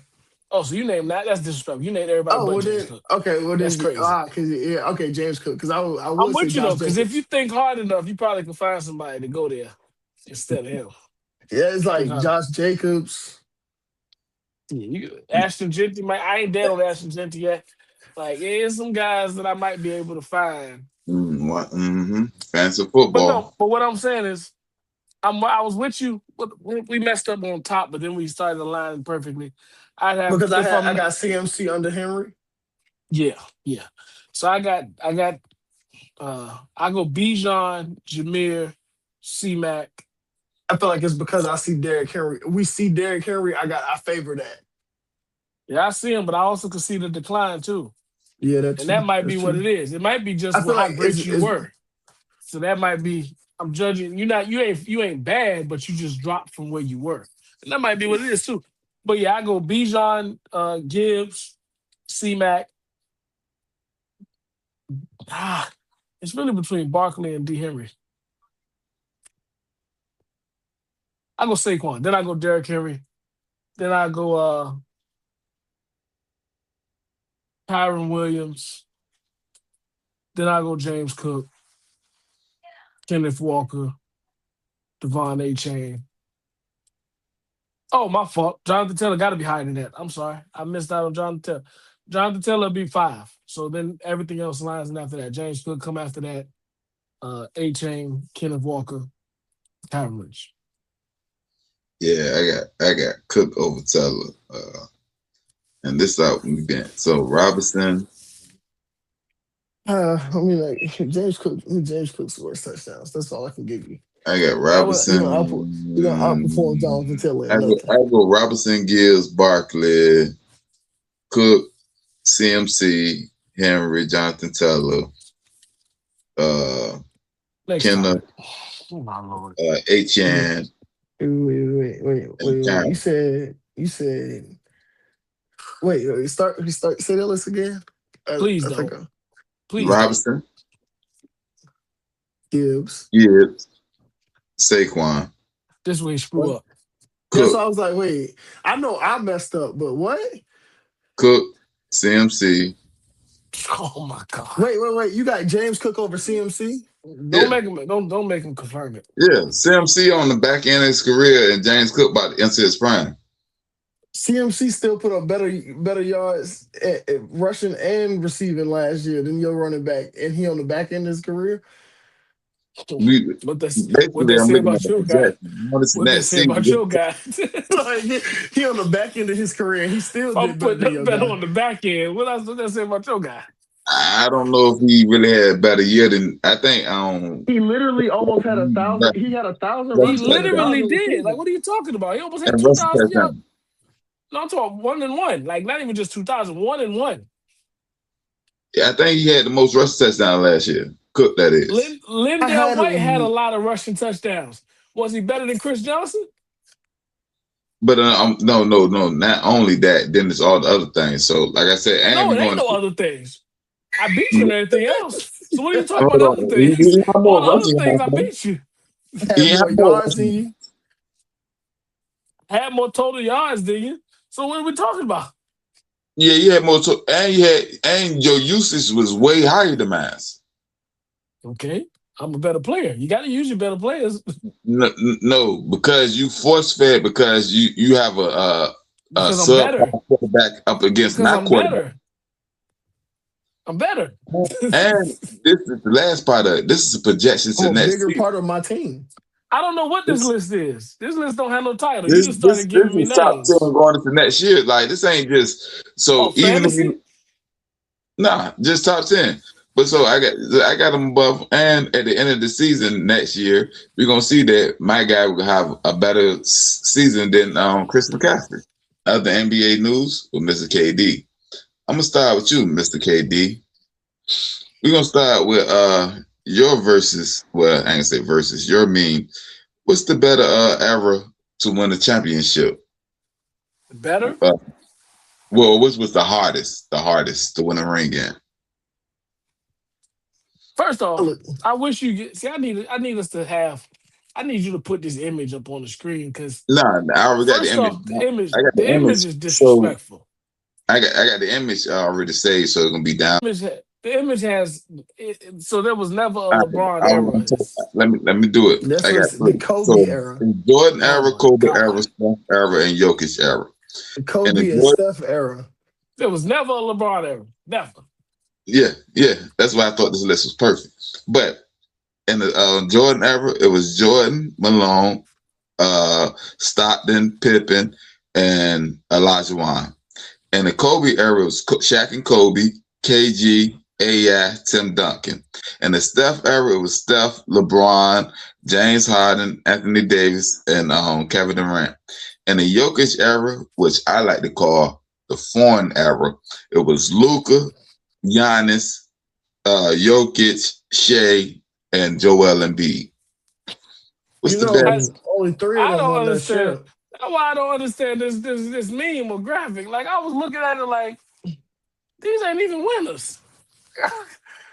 We talk about winners versus winners. What Is the that winners at? ever to win a ring game? How you got the Jordan era and we ain't talking about Chuck? Like that was one he was battling with, or Boston and You say Chuck. Detroit. What Chuck you talking Detroit. about? No, that was the second point. I'm talking about well, it depends on what you count that Jordan era is. But if you count the first part, Detroit, like that was part of the Jordan era. Ain't no representative up here That was for more of the Detroit. bad. That was the You bad talk boys era. about Stockton and Malone, they didn't That's win Jordan era. nothing.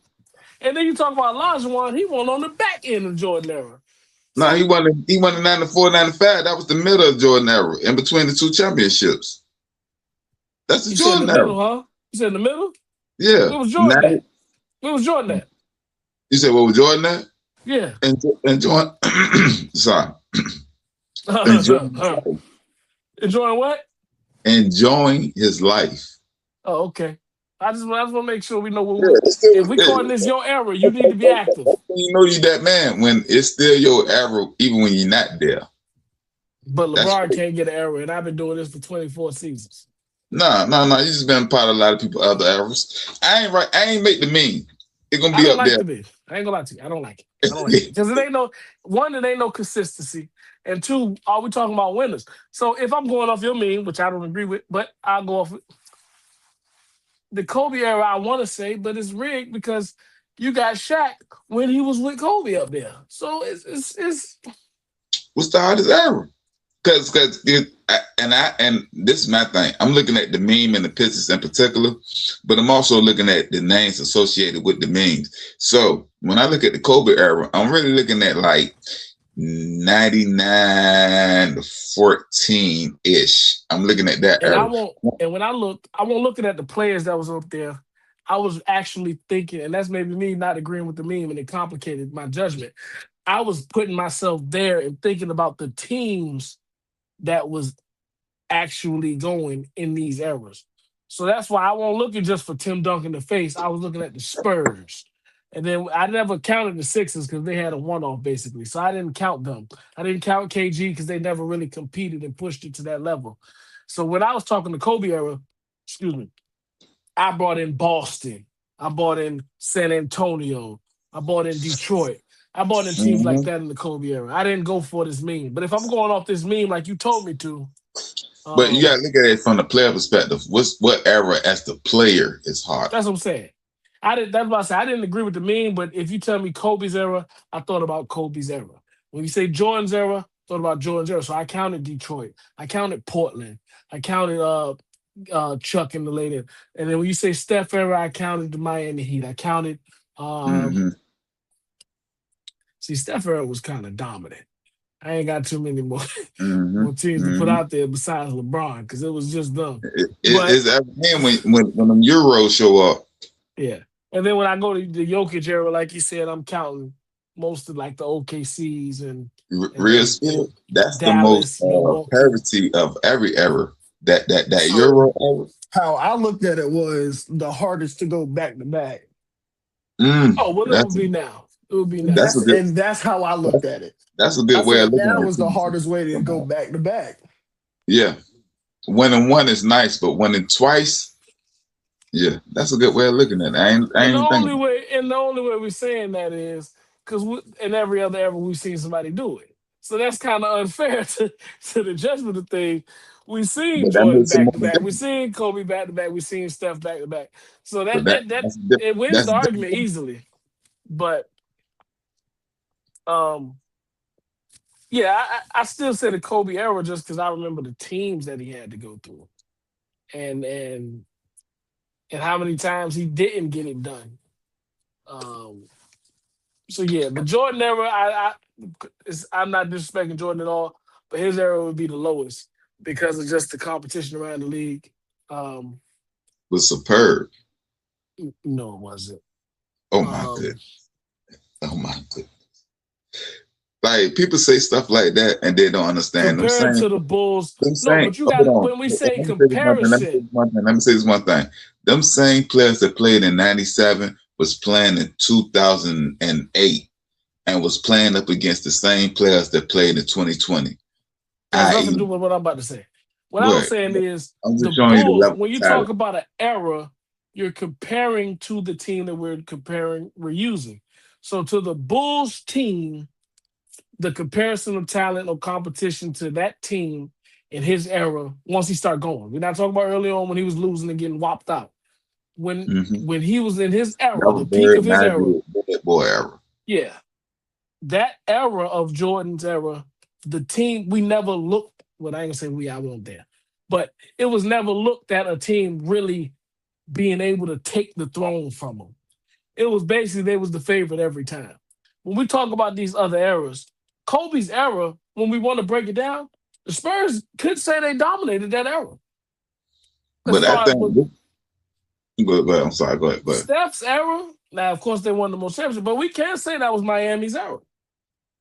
Miami's Jokic's era, yeah, because I'm going off Miami your got picture. 2. I got 4, and No, you didn't get that last one. Was not part of Steph's era. that last what? The fourth ring was not part of Steph's era.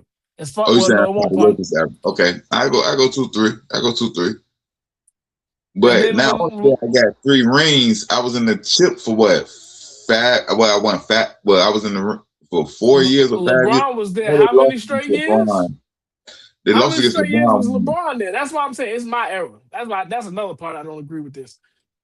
It's my era. But that's the thing though. You went that many times. How many rings you got? That's why it's not your era because Steph ate off your We was plate. 3 for 3, baby. 3 for 3. What? Yeah. Within the era we talking about, I got 3, you got 3. Hold on. How many times you been to the chip? No, we're talking about that era. You saying it's Steph's era. I don't get how he just trumps me. We got the same amount of accomplishments Because now. We got the same amount of rings. my winning percentage is higher. Right, because you weren't supposed to be there. I was there every year. Sorry. It's my era. I get you. Yeah. So I get what you're trying to say You of the not bronze. winning. But if I'm there every year, You the bronze. it's my era. I don't know if you ever heard this phraseology. They say you always the bridesmaid, never the bride. You had a lot of weddings, but you ain't never the bride though. You Can't the say shit. never. I got 3 rings. Yeah. But you've been to 10 weddings. No, I want 10 ones. I want 10. No, I know. Actually, it is 53 10. for 7. It's 10 It's 4 out of 10 totality. Right. Totality. No, he don't But got I'm 4, saying right? that to be facetious. Oh, he That do got era, 4. I No, think it was like yeah. 3 out of 6, 3 out of 7. Some like 3 out of We 9. talking about that era. He was no, it wasn't no 9. 3 out In of that 9. era, You got to pick the era in where he lost when he lost to the San Antonio no, we Spurs. only talking about when he went to the finals. You can't Yeah, keep we moving lost that. goalposts. I'm talking when he lost When to he the San went to the Antonio Spurs. finals. I'm talking about what year will we sign this? I'm talking about 07. I'm talking about 07. Spurs, Oh, you talking about Dallas. Miami years. Right. You talking Miami years. So he lost, he won 2, lost Spurs, 2, Dallas. and then he won in Cleveland. And lost one to Golden State. So that's 3. 3 and What's 3. that? 3 and 3. Yeah. That's what I said. But that's the 3 and 1 in that era. Yeah, because you ain't making enough. I was 3 and 1. I was 75%. Because you didn't make it enough. I played in the West. You played in the East. Literally, I was in the finals 6 years straight? What was it? Yeah, It was like 6 years. Miami. Yeah. It was 8 years straight. It was 8 years? 8 He years did. straight. He did I'm 4 there man. every time. Every It- time they turn on the NBA Finals, I'm there. That's my era. This is the NBA Finals I'm talking about.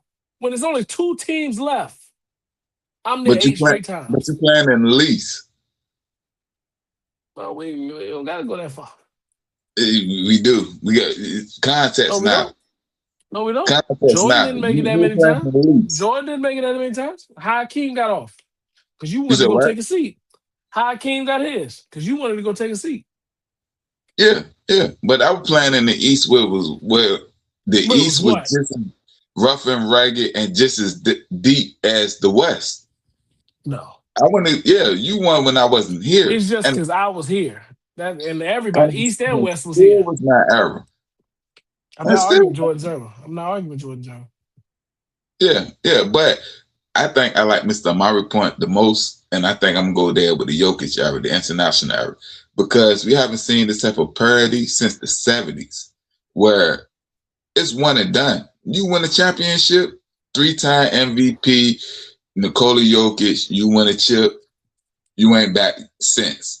One and done. Like, I ain't gonna say I necessarily love it that way, but it shows that if anybody want to use this point that this era is a lot more difficult than all the eras that came before, that would be a great litmus test, because nobody can get to the championship back to back and win. Meaning that it's so much parity and so much talent throughout the league that you got to go through so much just to win a championship. Where in eras prior to that, you may haven't had to go through so much. So I think Mr. Amari point is the most advantageous point, because if you can't go back to back, that shows how tough the era is in particular. Or you could flip it to how tough I was. Kobe's era won't slight for going back to back either. I had to go through some bodies to get through the Spurs, to get through the Mavs, to get to the finals and beat the Celtics. Yeah, LeBron, battling through LeBron's phases. I'm about to say we always talk about how I was just like that. gruesome Dirk's ring was. I'm about to say, look who Dirk had to go through to get his one. I was just like that. Like that don't make my era easier. It just make me tougher. That's a great way of looking at it. So we're gonna get to this last meme. Well, yeah, we're gonna get to this last meme. I think that is. It's the $15 billion team. So $5. Magic, Jordan, LeBron, Duncan, and Kareem Abdul-Jabbar. $4. Steve Nash, Kobe Bryant, Bird, Malone, and Bill Russell. I mean, that's $4. I'm sorry. $3. Oscar Robertson, Steph Curry, KD, Giannis, and Jokic. $2. Russell Westbrook, AI, Charles Barkley, KG, Wilt Chamberlain. $1 is D Rose, Harden, Dr. J, Dirk, who somebody just brought up, and Shaq. And I don't think Shaq should ever be a $1. But that's a whole nother story. For both of y'all, Let me make sure we're doing this the fair way. We're picking one from each row, right? Yeah. Well, no, you can pick how many you want to pick. Nah, that's the way they meant it to be. See, I knew I had to say that. I knew I had to clarify that. It's just People you be can't go doing with this $15. two. No, that ain't how it's supposed to go. When they made it, you're supposed to pick one from each row. Some people be trying to think so? finagle it. They pick $2 and one $5 Yeah, and one. I sure do that. That's That how ain't the rules. When they first started this, they elaborated on the rules. You pick one from each row. I'm about to say, I got my team. You want me to go? I got mine too, but he got to fix his. I knew I had to clarify. I knew somebody was. And I knew it was gonna be him. do it. I knew somebody was gonna try to be $5 and be Look, cheap on the dollar well, end. you I knew what he was gonna try to do. When Shaq is $1, You gonna go first, no, KD? Mr. Murray. All right. So my $5 I got MJ, of course. $4 I got Larry Bird. $3 I got Steph. $2 I got KG, and of course $1 I got Shaq. That's a well put together team. You got literally every position that you need: point guard, shooting guard. That was nice. It was nice. Ain't got nothing on mine, but that was nice. My $5, if you didn't know, of course, after the argument I just made, LeBron, $4. If you know me, this man Kobe. being $4 is absurd to me. Hey, it's like when you're at Walmart, you be like, damn, they marked this down. Let me get that. Like, if you gonna mark it down, I'm gonna pay for it. I wasn't even planning on buying it. Yeah, I thought it was outpriced. I thought it was outside my range. Yeah, so LeBron, Kobe, KD for my $3, which is another steal. I'm in the bargain rack out here. Yeah. Charles Barkley for my $2. I need him at my 4 because I got LeBron at the point. And of course, I think everybody's dollar is gonna be the same. Yeah, I got everybody Shaq knows as a that. dollar. Yeah, I got to redo my whole team because I definitely did my team based off. I had like $1.50 left. I mean, I was gonna sell another player. Like he said, like That's KD why it said, says I your built the team. $15 team. They don't say stay under. They don't say go over. They say each list. Why you think they put the dollar amount beside it? People be trying to finagle everything, man. I swear. Like Hey, This I man just wanted I built this the man wanted team. LeBron and Jordan. Then he gonna go down there and say, "Oh, let me get AI, See, and then let nah, me get the Shaq." the I way was going. KD built this team gonna be smarter going into the future when we address something a little later. I'm gonna go with Jordan. I'm gonna go Kobe. Hey, because I Like wanted LeBron to be my utility. Like I had plans for him. So since I can't go there, I'm gonna go Jokic. He gonna be my utility. I'm gonna go Charles Barkley. I'm going Love 2 Shaq. rings. I'm going Charles Barkley and going Harden. James Harden Over running it. Shaq. James Harden. He got I got Jokic. Jokic at the 5. Jokic's Right. gonna be. So I'm playing him Right. at the high post. I got Harden with the pick and You could roll. have went Big O I though. got, You could have went you said Austin. what? You Good could have went to one. Big O. Yeah, nah, I went Jokic on that list because you I'm said that. saying, nah, I thought you was getting Shaq. I thought you was gonna get Shaq. I ain't expect you to get Jokic. Yeah, if I got to go one on each list, Shaq because at the Dollar Tree. I gotta get that. I gotta get that. I gotta get that. no matter what, now I'm right there with you. But now that you told me the rules of the game, I thought that I can just build my team as long as I had $15. What was your original team? Let me hear this. The original team. Jordan, So LeBron, and then he went mhm. cheap for everybody else. Yeah, exactly. I So went that means you Jordan couldn't get LeBron. That's Kobe. 10. Yeah. Who? Jordan LeBron. That's 10. Shaq. That's 11. I He think went two, so he went AI. 2 and That's 2. 13. Mm. And then I can go KG with the 4 or Will. No, you can't I, go KG. You at 13. That's $16. Like I said, he got 2 and KG is 2. 2. Oh, you said KG. I thought you said KD. KG. Yeah, so I Yeah, can my go team winning. KG. My team winning. LeBron at the 1, Kobe 2, I KD got 3, Chuck 4, Shaq 5. Oh I my got LeBron. God. So basically I got LeBron at the 3-ish and I got AI and No, we're talking whatnot. about your real team. We're not talking about your hypothetical. We're talking Oh, about your real team. You don't have a point guard. Got Steph. no, on my Got real team, Steph, I do got a MJ, point guard. Larry Bird. I got Harden. No, your team is like if you really want to stick to the way they play and everything, your team is strategic to Harden is what the they point play. guard. Harden No, is I'm the talking point about guard. Amari. MJ Kobe. Yeah, I got Harden at the point. But speaking of LeBron, so this is another meme that we're reacting to. It's LeBron James teammates versus LeBron James rivals. The teammates was Bosh, Wade, Kyrie, Luca, and AD. The rivals was Dirk, Steph, KD. Kevin Durant, Steph Curry, Paul Pierce, Tim Duncan. So me, Sound like Yeah, your rivals are better. I don't know, man. This is a tight one. You see, I didn't agree with most of the list so far, but I like this one because when you break it down, it's like, God dang, you got a matchup for each position. I like this one.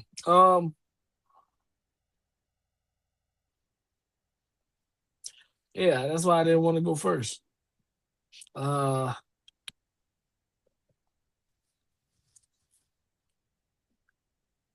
like Paul Pierce can't defend and he's slow. Then you say, "Oh, Luka can't defend. He's slow." So you right there with Mhm. each other. You be like Kyrie. I mean, Steph ain't real a defender, but he can score. Oh, Kyrie ain't a real defender, but he can score. It's tricky. It comes down to that Anthony Davis and Tim Duncan matchup, which sounds crazy because you know who wins that matchup. But if you look at on the court, if they was actually playing each other, I don't know if Tim could come out here to the perimeter and guard me consistently. I don't know if you KD can is get on this block and you can guard me consistently. D-Wade. Nah, yeah, I I can. mean, but Yeah, I can. 3 point is more than 2. But yeah, you That's what gonna I'm hit looking at two, too, three, because you there's a gonna hit lot of two, three shooting on this pointers side. out of 6 shots. But I'm a bank shot you to death, hit you on this low post. I'm gonna get my 26 still too. You can get your 26, I'm gonna get my 26. I'm gonna go with the rivals, and I'll tell you what, the reason is Kevin Durant. I'm gonna go with the rivals though. And like I said, the reason is Kevin Durant. That's the real Is it problem. crazy that I went with the rivals and my reason was KD? It was the fact that KD and Steph already played together, so that chemistry is there to a certain point. That if this game was to happen, it's like sad to say, it's y'all gonna get killed. It was a simple fact that KD, to me personally, is probably the easiest bucket that we've ever seen. As far as Hey, if you you taking just him over roll it D out Wade. there, oh You my taking God, heck, KD heck over yeah, D Wade. heck yeah. Yeah. Nah, that was kind of my litmus test too. And which I said about Anthony Davis is what I thought about Chris Bosh and Dirk. Like, how would them two play? Like, They matched was up Chris Bosh before, out here shooting threes, and then Dirk tried to take him to the mid post and shoot the fadeaway? Exactly. How would that play out? but they No, matched up I even went before. deeper because, and on this team, you got a lot of players on the rivals team. Your bigs is dictated off your guard play, and then your guard is dictated off the big play. Because Steph, who set all these screens for Steph to be running around? So I really went deep into the thought process. But if we go on Only pick and roll only setting, one that can do it is Tim Duncan. Tim Duncan Paul ain't ain't giving doing. up a and he battle like was that. setting them like that, he was setting direct action picks. We talking Yeah, off action picks. Paul that's what I'm Pierce would be saying. the Paul ain't screener. giving a battle up like that. Uh, uh, Paul had to be uh, the screener. Kevin Durant don't have a batter to give up, so he ain't too many pick. He gonna hip check If you you. really roll the ball out, is nobody out of this 10 that can guard Kevin Durant. And that's why he's the tiebreaker. Well, not even tiebreaker, but he's the one that stands out to me. And I'm not saying just on this list. I probably would feel that way about any list. Like I said, I feel like Kevin Durant is the easiest bucket we've ever seen in the league. I know through all the years. All right. So And they put a jersey on him. They said Thunder Durant, and you was talking Bosh. They said Miami Heat Bosh. If you we talking limit it about to the jerseys, MVP? then MVP. yeah, we got to limit it to the jerseys too now. Miami Heat Bosh was not Toronto Bosh. What we gonna do right now? 6 minutes for 82-0. So y'all two got to decide on Mr. KD, you get the team. Mr. Amari, you get the era.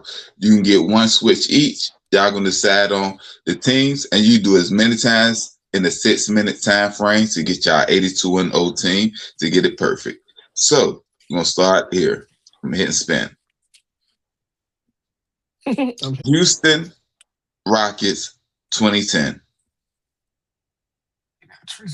You have James Harden, Chris Paul. Gotta take James Harden, right?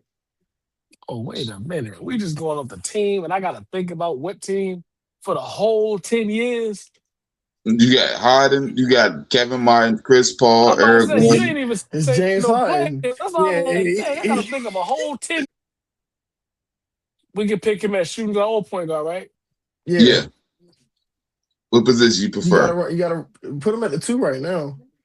Yeah. All right, James Harden at the 2. Los Angeles Lakers 2020. So you got Luka, LeBron, Anthony LeBron. Luka. Davis, Russell Westbrook. Oh, we LeBron. disagree. Now Hold LeBron on, is hold on on, hold on. that. Hold on. Luka Now. got the. Whenever I see LeBron name, You know I'm what, going. LeBron? You know what, LeBron? All five positions. Hey, You hey, right. hey, hey, That's hey, why I hey. say LeBron can go in all LeBron all five. five. So do we put him at the 5 right now? To No, just we put him at the 4.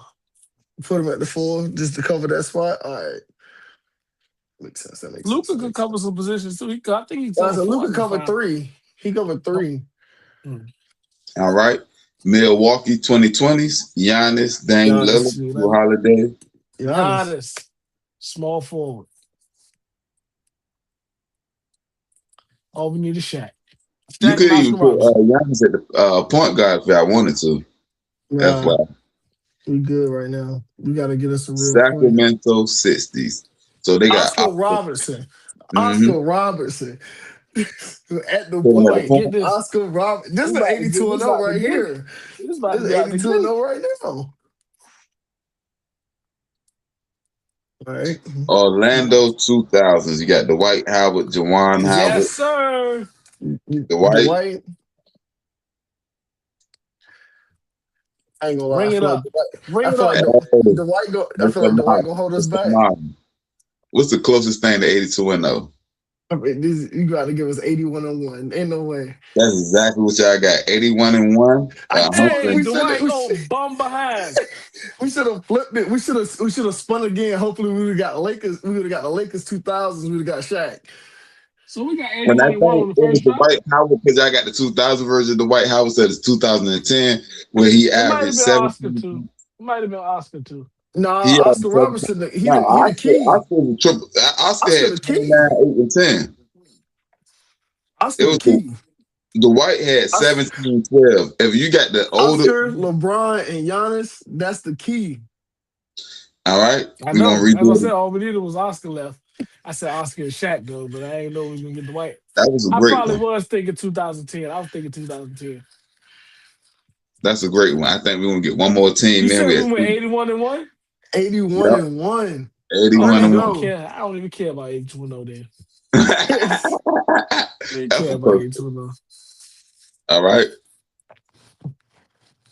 Washington 60s.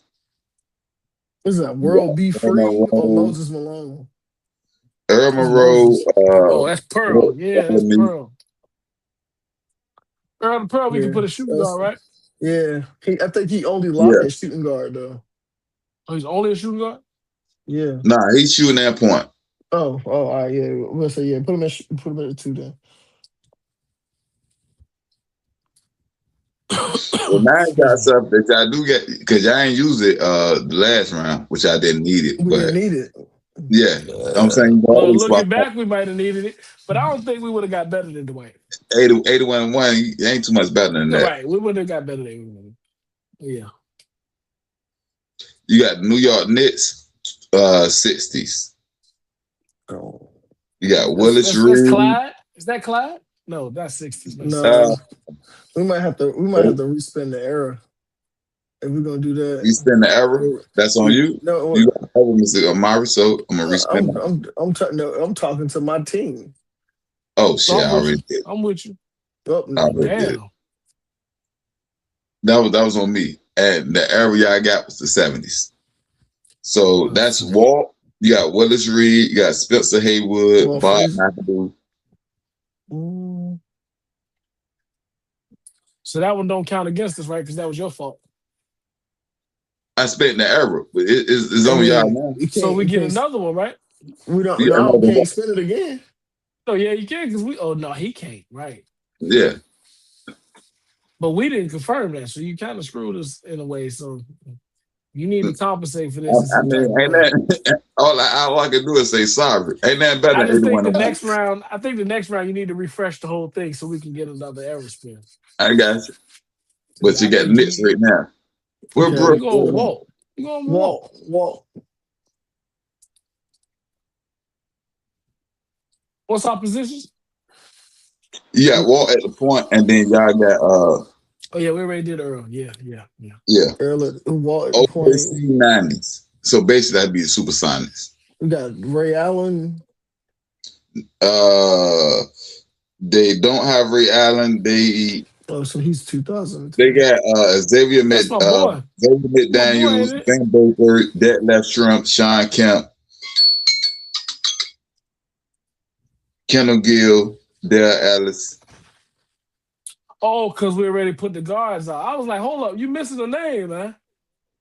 Who you looking for? Greg You Page? said, you said 90s, right? Yeah, no, yeah, because y'all already got the point in the two already. Yeah, we already Look, put the guard. That's what I was waiting for. Oh, Like, hold respin up. the team. Respin the team. Hold on, that's what was on the y'all. error, though? What was the In error? the Hey, 90s. confirmation. Oh, yeah, respin it. Yeah, respin it. The team, Yeah. No, it's Portland. Seattle. Yeah. Portland in the 90s? That's Clyde, but do we want Yeah. Clyde? We ain't really got too much of choice. Clifford Robinson, Rasheed Wallace at the center, power forward. That's the end of the 90s. Yeah, I guess we got to go Clyde at the 3. We agree? Yeah. That's the best we got. Yeah, we ain't getting that 81-1 this time.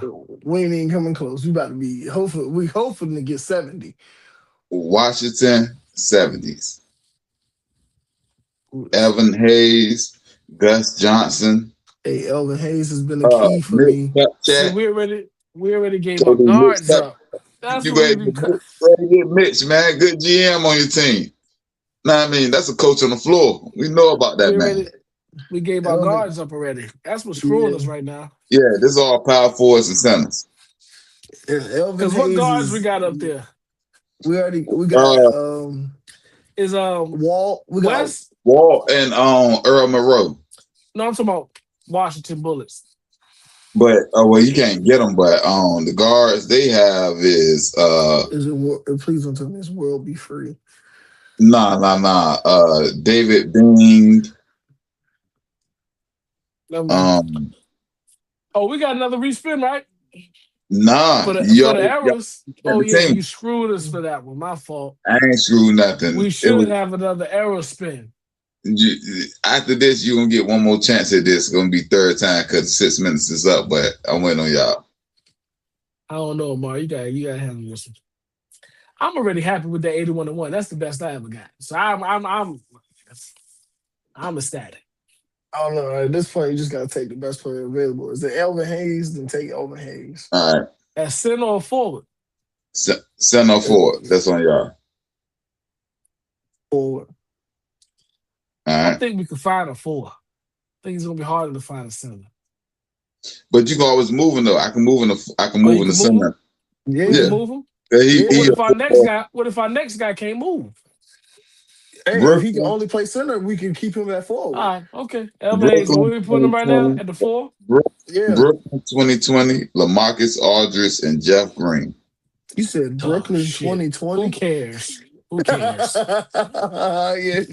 I'll say put him at center and put LaMarcus at power forward. I mean, yeah, we but can put really Aldridge at center. He's a center too, so it don't matter. Yeah, just pick LaMarcus Aldridge. Center. Put him in there. We got 60 wins. Not even. You almost hit the nail on the head, Mr. Amari. 61-21. This is our last go around for this podcast, and then we get to the next side. Refresh it.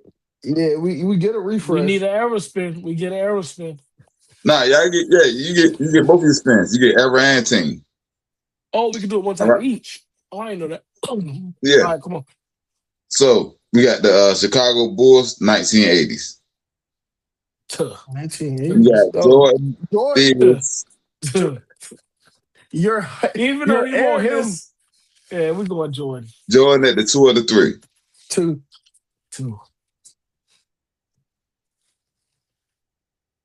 Come on, LeBron. Come on. 90s. You got Karl Malone, John Stockton. Karl Malone, baby. I'm do going we Karl, do it? I want to go Karl.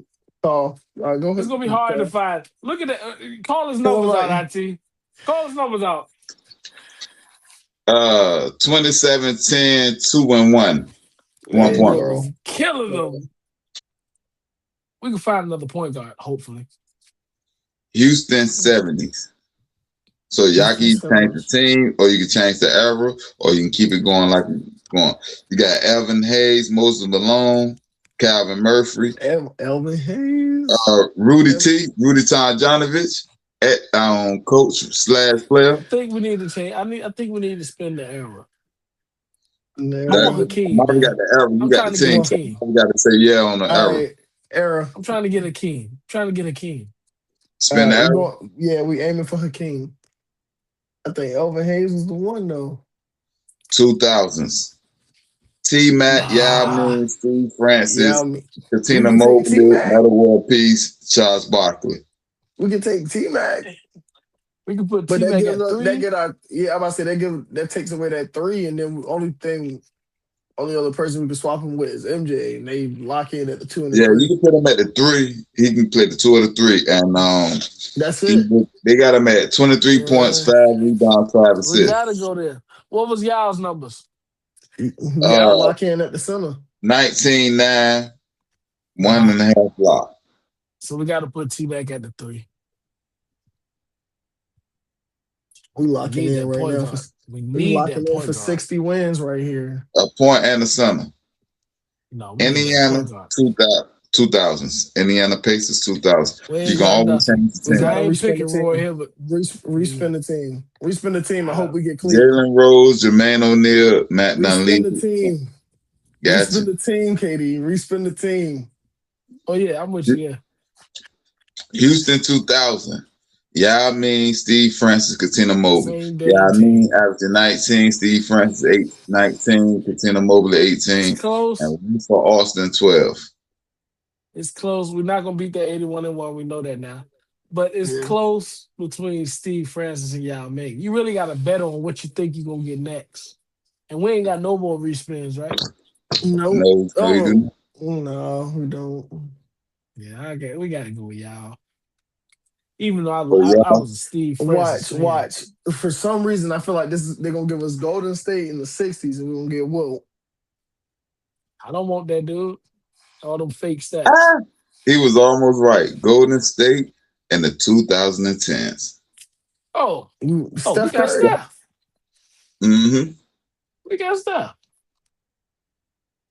72-12. Hell, that don't happen. That ain't right. Steph, Mike, T-Mac, You said what was the Carmelo, record? 72 Hold and up, 12? hold up. That record ain't accurate. That ain't the math ain't mathing. 72 and 10? Oh, I said 72-10. I'm sorry. 70-12. I don't know why I said 72-10. 70 and 12. No, 70 you said and 72-12. You said 72-12. Okay, 70-12. Steph, Mike, T-Mac, Carmelo, and Yami. We will be doing this. Go ahead. What you about to say? 81. I said I'm happy with the 81-1. Yeah, I'm happy. We will be doing this more often throughout future podcasts. But right now, we're going to get to our Diamond Talk, which is the 3 players inducted to the MLB Hall of Fame. Carlos Beltran, Andrew Jones, and Jeff Kent. What's your thoughts about this, Mr. KD, before I get to the next part? Carlos Beltran is the name that stood out for me that I thought was a Hall of Fame already. But well deserved to get in. Andrew Jones has been battling for some time. I think his first, let me see, check my notes. He's been eligible since 2018. In 2018, I think he had a 7.3% chance. Not chance, but 7.3% approval rate for making it in. That's the lowest starting approval rate to eventually make it in. So shout out to him. And then Jeff Kent is another great candidate. But I like I said, Carlos Beltran is the name that stood out to me with a kudos because I remember watching him and I remember his era and his dominance and success throughout his career. But shout out to all the guys. MLB is not a slight. That Hall of Fame is well calculated to make it in amongst all the players that you have to compete with. So yeah, Jeff Kent, Andrew Jones, Carlos Beltran. Shout out to him. We need a Yankee in there. Long story short, the person Andrew Jones. I don't know if you remember this, but I want to say it was WGN or TV. No, matter of fact, it was CBS. So they used to always play the Atlanta Braves games, and that's how I fell in love with him. So I seen him in the Atlanta Braves games, and consistently, I think for like 10 to 12 years, the Atlanta Braves, they was like always winning their division XYZ, and they were consistently winning. So that's how I fell in love with them. So Jeff Kent, I really don't know much about him. Carlos Beltran, I want to say he played with the Mets, if I ain't mistaken. I'm 90% sure he played with the Mets, but that's how I remember him. I remember as a Mets player. So I think he's well deserved. But the bigger point that I'm asking you, that I want to ask you, is this. Do you think that the MLB Hall of Fame is the hardest Hall of Fame to get into, A, and B, should all Hall of Fames be this exclusive? I won't say if it's the hardest. I will say it is well orchestrated. And slash the best. Of how Best. they do their criteria and the consistent judgment throughout their criteria. So they it's articulated correctly. But I won't go so far to say the hardest. Should more sports adapt this type of elevated candidacy as far as a voting percentage towards everything, and then letting us know and being transparent with how the percentages vote out? I think theirs is more structured. I will say that, but I won't go as far as saying the hardest to get in of all sports, because some other sports where it's really hard to crack that tier. But I think you was making this topic as a jab to the NBA. So Nah, I was saying in particular when it came to the NFL, NBA Hall of Fame versus the MLB. I think they need way more stringent rules in them. And I say this, I believe that the MLB Hall of Fame is the best and the most exclusive. And that makes it the best because it's the most exclusive. I believe Barry Bonds is probably the best baseball player that ever played. But the fact that he's have steroid allegations hovering over him, they would never even allow him into the Hall of Fame. That's how pristine it is. I believe, especially football now, but I'm going to get back to basketball. When we let people like Devin Hester in, Roger Craig, and people don't agree with me on this point, I don't believe nail one of them are Hall of Famers, especially Devin Hester. I believe he's a great player in his position and all that to be said. Do I look at him as a Hall of Famer? When he played, after he What played. position is he? You said what? Returner. Yeah. A returner, specialist and all His that. position was a receiver. Yeah. I don't like for instance, Adam Vinatieri in there made sense. What's the other kicker name? I forgot the other kicker name. Vinatieri was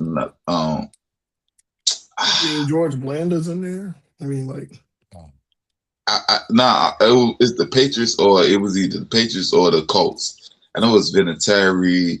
It was somebody I'm about else. to say Sebastian Janikowski or No. Steven Gostkowski. But long story short, the point of what I'm saying is certain people, specialists, I understand they get in, they're the best of the best, they change French. But I don't look at Devin Hester that way and certain people. So I don't look at Roger Craig that way. And then when we get to basketball, I think it's atrocious. I think basketball in particular need to have an NBA Hall of Fame and then a basketball Hall of Fame.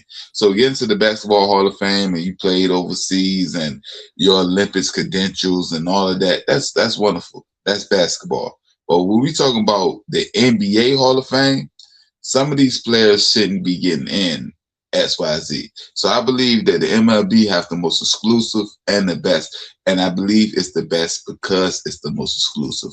You have to reach this high of an echelon to be in here. And if you don't, you just don't get in. Tough cookie. Right? So with that being said, Mr. KD, we're going to get to our trending topic. The man that broke the internet for the last week, Mr. LeBron James. So as we speak right now, the LeBron James Inc. is taking full effect. Already raising the prices of the preseason game What's your thoughts about him entering the echo chamber of Philly and all that he brings with him? Is on you, Mr. KD. He's done this everywhere he's went. LeBron is the chain mover. As far as where I go, everything follows. He's been that his whole career, and that continues at this point, even in the later stages. You knew the ticket prices was going to go up. You knew the jersey sales was going to go up. I think I just heard or read earlier today that his jersey sales in Philly broke the record for the first batch of jerseys going out to sell out the quickest. So he's been consistently this, and this is what we expected, and this is why he took his time with this decision, and this is why so many teams were holding everything on pause until he made his decision. Because the value of your team spikes once you put LeBron beside you or on your roster. So it's expected. It's been his whole career. And Philly is reaping the benefits right now based off his decision. And this is why I'm calling it LeBron James Global Inc. So, like, for instance, I think they say they went from like $200 something to $500 something per ticket. Like, just that alone, like, take the player out, because we're gonna speak about the player and everything that's surrounding LeBron James, that is. But take that out, meaning if LeBron James give you one all across the boards, meaning he's not LeBron, even if it's a tragedy, they still gonna come see that. That's how impactful he is. Like, and that's why I said on the LeBron James podcast, please check that out. Fourth time us referencing it. He is the most impactful and powerful person in sports because the way he took the pendulum. So I believe that all the rumors, not even just the rumors, the actual facts, the ticket price, the merch that's been flying off the shelf, and even me, I'm thinking about getting a LeBron James jersey, Mr. KD. So I asked you last pod, he's going number 6, number 23. So Mr. Murray was absolutely right that Dr. J number has been retired by the Philadelphia 76ers. So number 6 is off the board. So 23 is on board. And even the Internet PR has already released that he will be wearing number 23. And speaking of that, let me ask you this one question. You know, we didn't have this in the notes. What you think about that Miami person, whomever that was, that leaked out that we were going to do an introduction press conference for LeBron James on the 27th or whatever the date was? What you think about all that? Do you think they had anything to defer LeBron even going there, or was there any validity in that? What you think about that? Never heard of it until now, but I don't think nothing Oh, you ain't outside heard of about that? LeBron's nothing outside of LeBron's household dictated his decision. He's not letting nothing, no social media or No, I'm whatever. talking about the official, for reference. The official Miami, like officially, the Miami team had officially released that they were going to do an introduction press conference at said date, and then they had to retract that because they never signed LeBron, and so it was like kind of presumptuous of them if that's the case. I don't think that changed, altered, or compromised his decision. LeBron is not going to let nothing like that dictate the decision that he's been weighing on with his family. So,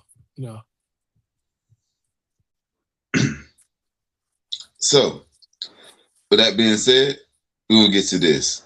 Right now, they saying LeBron James is joining the team. They got 2 to 3 stars. And I want to get the recipe, ingredients, or your definition of what is a star/superstar. This is on you, Mr. KD. And I really want your opinion also, Mr. Amari. the star is based off, you can be a star being off just on court. What you're doing on court, the level of player you are on court, the tier you are against the other players on court during the game within the realms. To catapult in the superstar, I think it takes account some of the off the court things as far as the marketability, the image, the trait, the all the individual things that can catapult you off the court while you're not playing basketball is what pushes you into that superstar realm. the likability, the people to get behind you. So it's easy to trickle that line as far as star to superstar, but I think when you get to the point of your name and game being transcended past what you do on the court, um, and like I said, it dives into the marketability realm. That's what catapults you into that next level. Yeah, like you said, it's what you do on the court. Of course, I mean that's what's going to make you a star on the court. But the overall marketability, how you are as a person, or at least to the public eye, that's what's going to make you or deem you a superstar. Or even for some people, such as LeBron, it's like you can transcend beyond that, and he would be considered a megastar. Um, Icon, but so to say. yeah, very much so.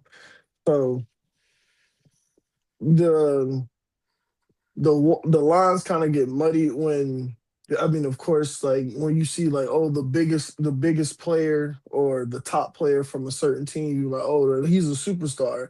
Not everybody's a superstar. He might be a star for that team, but he's not a superstar. uh broke it down like skills, box office, wins, consistency, marketability, and the thing I want to say is flair, but I don't really want to use that in particular because I think of somebody like a Jokic that doesn't have much flair to his game or But personality. what you That was say the is only caveat I aura. said, though. What you The say is only aura. caveat I had was your international reach. And that was one caveat that I put beside like a little side mark. Because if you have international reach beyond the states, that Mm-hmm. helps you. That increases your candidacy of being a superstar. Because in your specific country, you are the You're superstar. already a You got star. Yeah, you personality. are the You're already a superstar. superstar. Yeah. So yeah. Yeah. Because to your point, Mr. KD, everybody not obsessed with celebrity culture like we are in America. So that guy from Switzerland or whomever It's that may only be. him. It's only him. Yeah. Yeah. So even if he's dull, hey, that's how we play basketball here, or how we play sports. So with that with that being said, Charles Barkley said, and this is the last two parts before we get out of this till we get to the next topic, that he believed that LeBron James is ring chasing. He speaks about how when he went to Cleveland, it was a stat team. How he went to Miami, it was a stat team. Wait, you say he went to How Cleveland? he It was a went stack to, team. well, he's speaking about going back to Cleveland with the Kyrie and the Kevin Love. How when Going he back went to to, Cleveland, it was a yeah, stack team. how he went to the Lakers. He brought AD with him, and now that he's going to Philly, it's Brown, it's VJ, it's Maxey, it's Joel Embiid. It's on you, Mr. KD. I'm really Hey, out go of ahead, Mr. all. Man. Go ahead, Out because of, you feel some type of way. is out of all of the teams. I mean, you talk going to Miami. Okay, I get it. He went there with Bosh and D Wade. But going back to Cleveland, getting, well, I couldn't even really say getting Kevin Love. Kyrie was already there. He went back to the team, and at that point, technically, he was the only star. So I don't see how that would have been a super team at all. I, I don't see how going back to Cleveland, that would have been a super team at all. Like I said, You saying now LeBron was, or then? huh? You saying now or then? Then, I mean, he didn't go But back to it's Cleveland point where now. you came and then you brought Kevin Love with you. Like you're right. Like you're right. Kyrie was already there, but you brought Kevin Love with you. It's still that does not make it a star-studded The team. It narrative is wasn't. pushed. The narrative is pushed to be against LeBron. Like that's what I'm saying. The point of what they're saying is to build a narrative against what he's been able to do or whatever, against the situation he's come into. Miami, okay, they stacked the team, right? They were both aware, all three aware of what they were doing. Cool. In LA, how do you consider that a stacked team? It was him and AD AD. made them a stack team. AD made them a stack team. AD, Dwight Howard. I think they brought Rondo. Dwight At Howard? that point, AD and Rondo count as being a stack team. AD, Rondo, Dwight Howard. LeBron and AD. No, I'm not counting LeBron- LeBron and AD. My fault. I'm talking about the Dwight Howard. Dwight Howard and Rondo made them a stack team at that point in their careers. They have a man, so you that's one. So you add them two together, that's one. And I I don't ain't see even how the saying- Lakers team was stacked. I never see how the I Lakers ain't team even was saying stacked. that I agree or disagree with it. I'm just giving you the argument. I It's think a the dumb argument is argument. flawed. He was not stacked in LA, I don't believe. You speaking of Barkley? No, I'm not speaking of nobody specifically. I'm just saying I disagree with the topic. No, I I'm don't saying agree. I don't agree he's with the the one that Lakers made team this stacked. argument. I don't agree the Lakers team was stacked. I'm with Amari. I don't agree that Cleveland team was stacked. They had Kyrie and they weren't able to do nothing when he was there. And it was a young Kyrie as that. Then Kevin Love coming and join up. That's beautiful. And it worked out and everything, but I don't consider that team to be stacked. Now, with the Miami situation, yes. That was a stacked team. That was LeBron, D Wade, Chris Bosh. 3 guys in their primes meeting up to go accomplish a goal. Do you count this Philly team as stacked? I can get you with that. That's a lot of prime guys. Well, 2 But prime I'm guys, really. 42. But I'm 42 at this point. Right, exactly.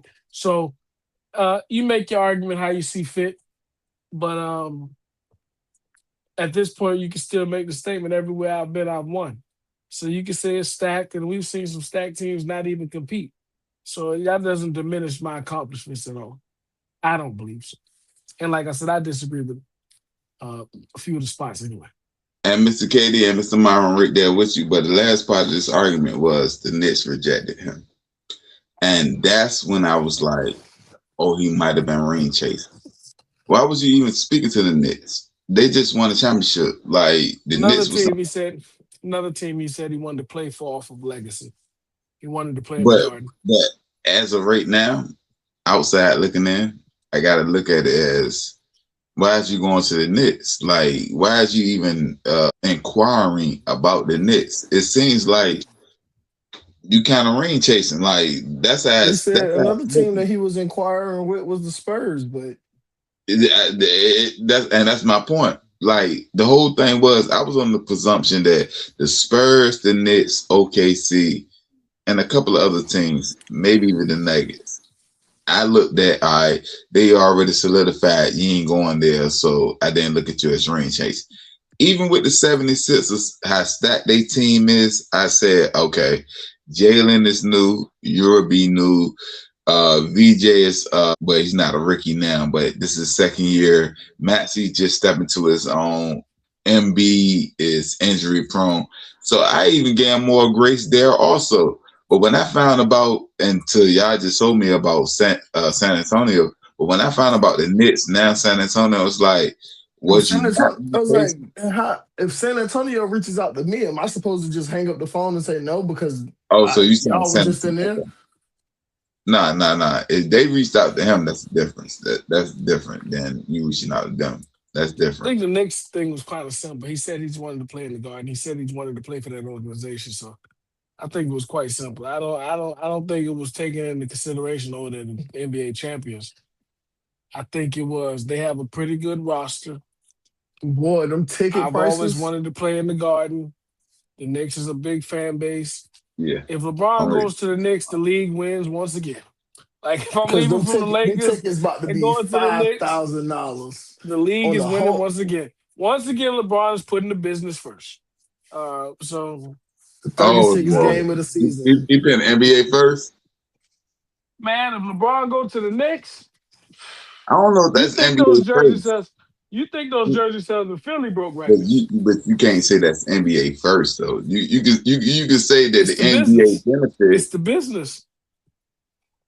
but you say the NBA benefit, but you can't say that's NBA first. Where do they benefit more? LeBron in Philly or LeBron in New York? No. What do LeBron benefit more? That's the No, I the asked big. the league. What does the league benefit more? LeBron in Philly or LeBron in New York?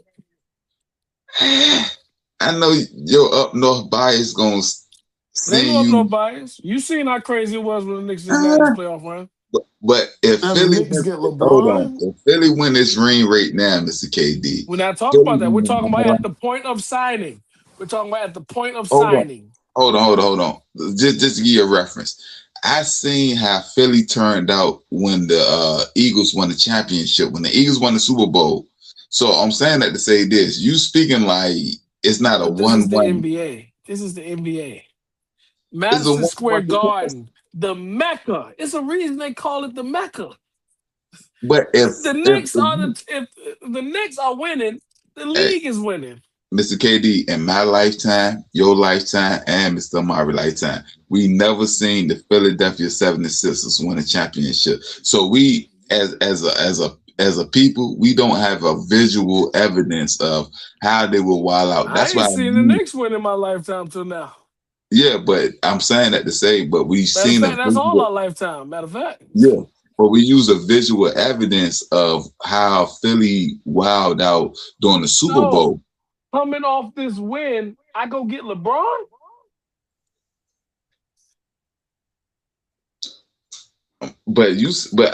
What I'm saying is, you just told me that they just broke records with LeBron.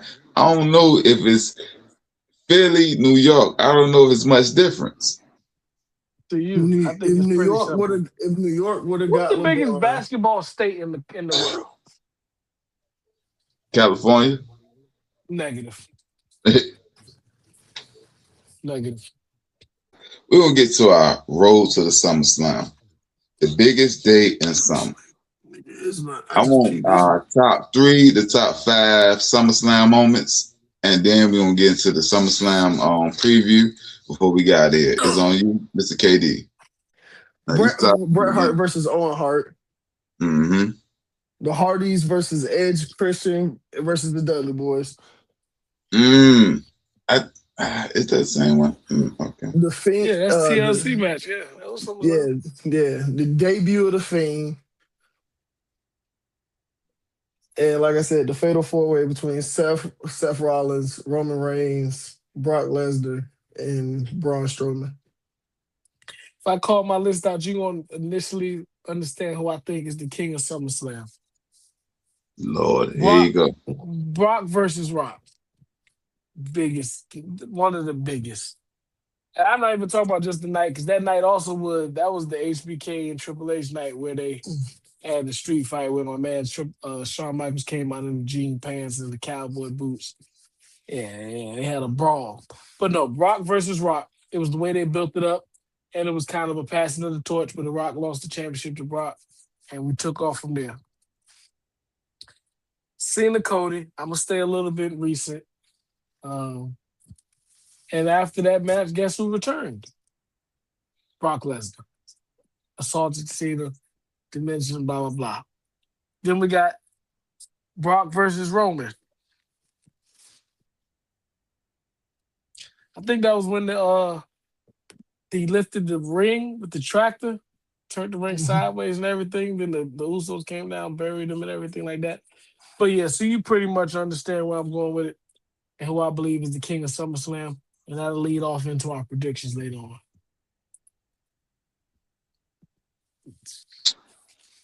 So real quick, and then we start with our predictions. Undertaker versus Undertaker. Y'all all know I'm an Undertaker fan. Bret Hart versus Mr. Perfect.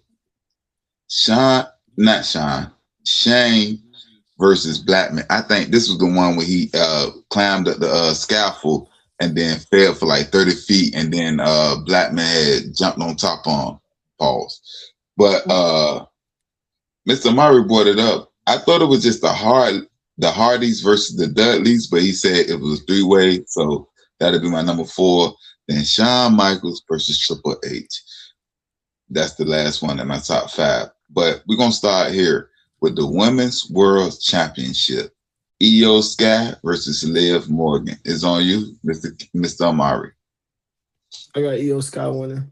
Liv Morgan has yet to beat her one-on-one. And it's going to keep going. Liv Morgan retains. What? Liv Morgan retains. It's going to keep going. Oh, she won by disqualification type? Because the Nah, I title don't care. can't change hands in that. I don't care how you do it. She walking out with the belt. If Liv Morgan ain't beat Io Sky in a one-on-one fight, and you said, and it's gonna keep going, and she No, retains. I'm talking about the championship reign. I'm talking about the Oh, championship reign. that's done. He's still cursed. They still cursed by Danhausen. She losing that. Thank you, Mr. Amari. Perfect segue. Danhausen versus Dominique Mysterio for Cool. $100,000 that's been stolen. Dominic. $100,000 has been stolen by Danhausen. So this is the purse that they fighting Human for. monies. Mm-hmm. Yeah, humans money. Yeah, it better be Dominic, man. You better let Yeah, Dominic. I got Dom winning that. It's, I mean, I the got curse Dom winning is that. real, man. I'm telling you. Ask That Cleveland. curse is real. I do believe that he cursed the Cavs, and look what happened to him. That's what I'm saying. The curse is real. He uncursed the Knicks, and look what happened to him. That's what I'm saying. Dominic might not win, man. 100,000. I wouldn't be surprised if he lose, but You take the L and lost 100,000. Now I got to shoot you in the parking lot, right? But that's a whole nother thing. I just can't lose this belt. I can't lose 100,000. I'm gonna tell you that now. You can keep the belt. Keep the belt. 100 bands gonna hurt. The 5-way ladder match for the interim female championship. Storm is coming. Well, they haven't announced the final competitor, but Yeah, so I got Jade Cargill winning this. Storm is coming. I might gotta go Cargill also. I got Jade Cargill winning this one. Unless well, I don't know. Unless they put like Lash Legend or somebody in there, but I still got Jade Cargill winning this. Charlotte Flair is like the only other number 2 that I can see winning. All right. I know this is what we all been waiting for. The hell Oba. 3. This third iteration of this. They've been on every main event or every pay-per-view or PLE. That's what the people call them now. This is on you, Mr. Amari. I got Brock winning. Mark, you're a smart man. You must do your research. Brock has never lost at SummerSlam. Both of y'all going? No, my fault. I think he never lost a Hell in a Cell. It's one or the other. Either he never lost at SummerSlam or never lost a Hell in a Cell. He's never lost. I would say he's never lost at SummerSlam. Okay. So yeah. What's crazy is I see this is the Oba getting over on Brock. I think, the way it always goes, Brock going in on his back. I think either this a pin 1, 2, 3. Hey, yo. I paused a little bit because I couldn't think of no other way to say it, but the wrestling terminology, or he's going over the top of the ring. But I got Oba winning. Oba won the first one. Brock came back. All right, he showed you dominance. He showed you still got it. And now the young boy I was wrong. Brock is undefeated in Hell in a Cell matches. I knew it was one or the other. Yeah. The young boy about to take the reins. Is this time now? You was the beast. You was all that. You was the monster. I think both of his wins was against your boy too. Who? Both his wins in Hell in a Cell was against Undertaker, I believe. I wouldn't be surprised. For Mark against the Undertaker. They are. Yeah. 2002 and 2015. That first let me know he about to lose. Punk. Speaking of punks, we're going to get the CM Punk versus Cody for the WWE Championship. My man is in too good a condition right now to lose that belt so early. I ain't gonna lie, I got the best in the world. CM Punk. In the best condition of his life. He look like a champion right now. Keep the belt on him. Now, this is what the people want to see. Mm-hmm. Yeah, I agree with y'all right now. I think right now Cody gonna have to take a lot of bumps, Cody and got to then turn heel. oh, you think he got to turn here? I just think he got to have a resurgence. Like I think he got to go through a down and then get back up moment, and then that's a 2-3 year reign. So I think he got to be knocked down for a while, and this gonna be the another version of him being knocked down because at first he was battling Roman Reigns. Now you at CM Punk. I ain't saying this is the notion, but I am saying that each belt don't carry the same weight. I'm just saying. Hey man, go to what the people here to see. You said what, sir? Go to what the people here to see. The Seth people, Rollins. the man that put people in seats, Seth Rollins. and then Seth Rollins too. But Nah. What? Hey, So I'm gonna read that with you, you're Mr. Myers. The you're man. not talking about Monday Night Rollins. Let's go. Let's go. Yeah, now. exactly. It's a Don't we with know you, Mr. Myers. Like, you know we what I'm had to saying? put the belt back on him so we can get back to the top. It's a reason they call him the OTC. You need to Like, beat me is what he told him. I don't need nothing. I'm Yes, the he spotlight. did. You just sharing it. So It's not how I he need sees it. y'all both throw the ones up for me one time. No. Nah, I 'cause ain't you about to acknowledging- say I ain't something. acknowledging him for his Seth first Nah, time. because you about to Rollins do something. versus Roman Reigns for the heavyweight championship. All Mr. right. Myers, If you ain't got throw the no, ones up. if you I ain't no, think if you ain't got that's no what reason, I'll put my you one up. But I don't know your reason. I don't think want you to throw the about to say ones up. why. I think you about to say he never beat him at a pay-per-view before. That's why I ain't want to throw it up. Hey, at least you said it. At least you said it. That's why. You know That's why I was ball. hesitant. You know That's why I was ball. hesitant. But don't worry, it's the first time for everything. Oh, because you put the title on the line, so now you're gonna win. I'm the top dog. You were the big dog then. I'm the top dog now. I'll Every let you dog eat. gotta get put down, Lassie. I'll let you eat when I'm finished. Every dog gotta get put down eventually, Lassie. Eventually don't mean now. Yeah, that's why he about to burn it down. You gonna try. It's gonna be a great match though. Hey, But hey, we're Mr. gonna Myers, understand. as much as I want to rock with you and I want to be on your side 110%, the big dog is about to win another, I ain't gonna say another title, but he about to win another main event. And he about to win this SummerSlam. This is how I look at it. Why would you take the belt off Roman Reigns? To start this heel run again. Well, I ain't gonna lie. If you do take it off Roman, it's only one guy you can take it off of him and give it to. Who is That that? is Seth Rollins. And that's why But it's so intriguing to you watch take the this match. belt off Roman Reigns, I feel the ratings for Raw on its own were a lot higher when Seth Rollins had the belt because of the Monday Night Rollins thing. Yeah, that's nice with Raw, but the ratings on SmackDown was higher because of me. That's why they got me as the champion on Raw. I'm here to save Raw. I'm here to save Raw because you saw what I did on SmackDown. I'm here to save Raw. Well, you need to go, and that's why we're taking the title because you need to go back to SmackDown. Nah, SmackDown doing okay. No, they're not.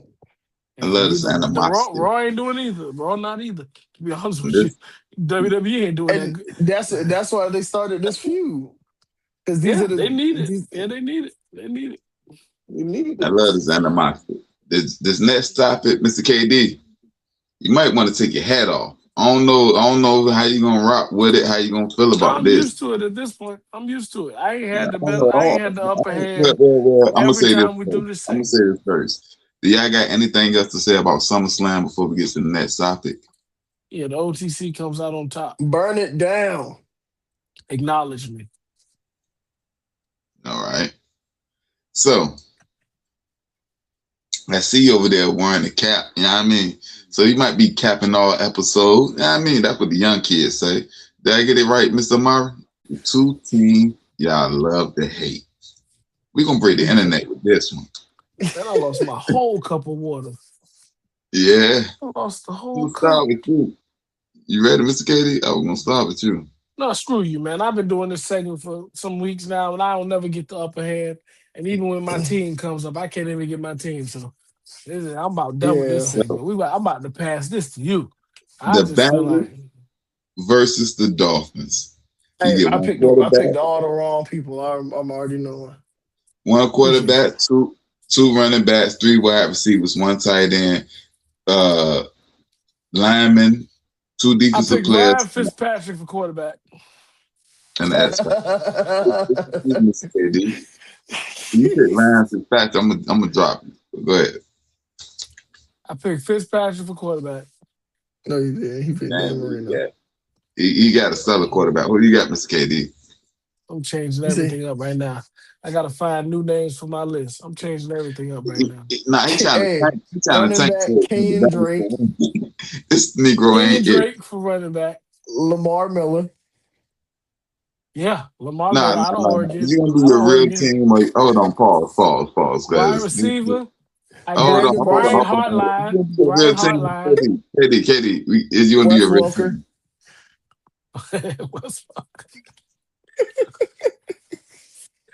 I got Brian Hartline. And he was a tough wide receiver too. That's crazy. But He said Kenny Stills. Can we do the real team, please? yeah. Hold on. Can we do the real team? Who you got? Like, because all that is unnecessary. So we got. Kenny Stills is crazy. What do you mean by real team? I'm reading my list. Yo, What are you the talking real about? team. You can't tank just so the Banks can win.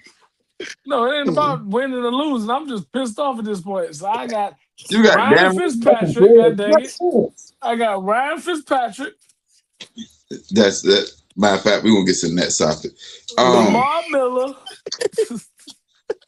What's my boy that came from Chicago for a little bit? So Tariq Cohen. we gonna get to Tariq our Cohen. versus. So we gonna get to our versus segment. Hey. We gonna get to our versus segment. The It was AFC from South. Brian We Hartline, gonna man. get to our versus Tough. segment. We gonna get to our versus segment. The AFC South versus the NFC South. We gonna rank these teams and figure out who got the better division between the two. It's on you, Mr. Amari. Jags, Colts, Texans, Titans. Wow, we got a different list. I got Texas. Well, do I go now or we going? Yeah, we you going go both? ahead. Go ahead.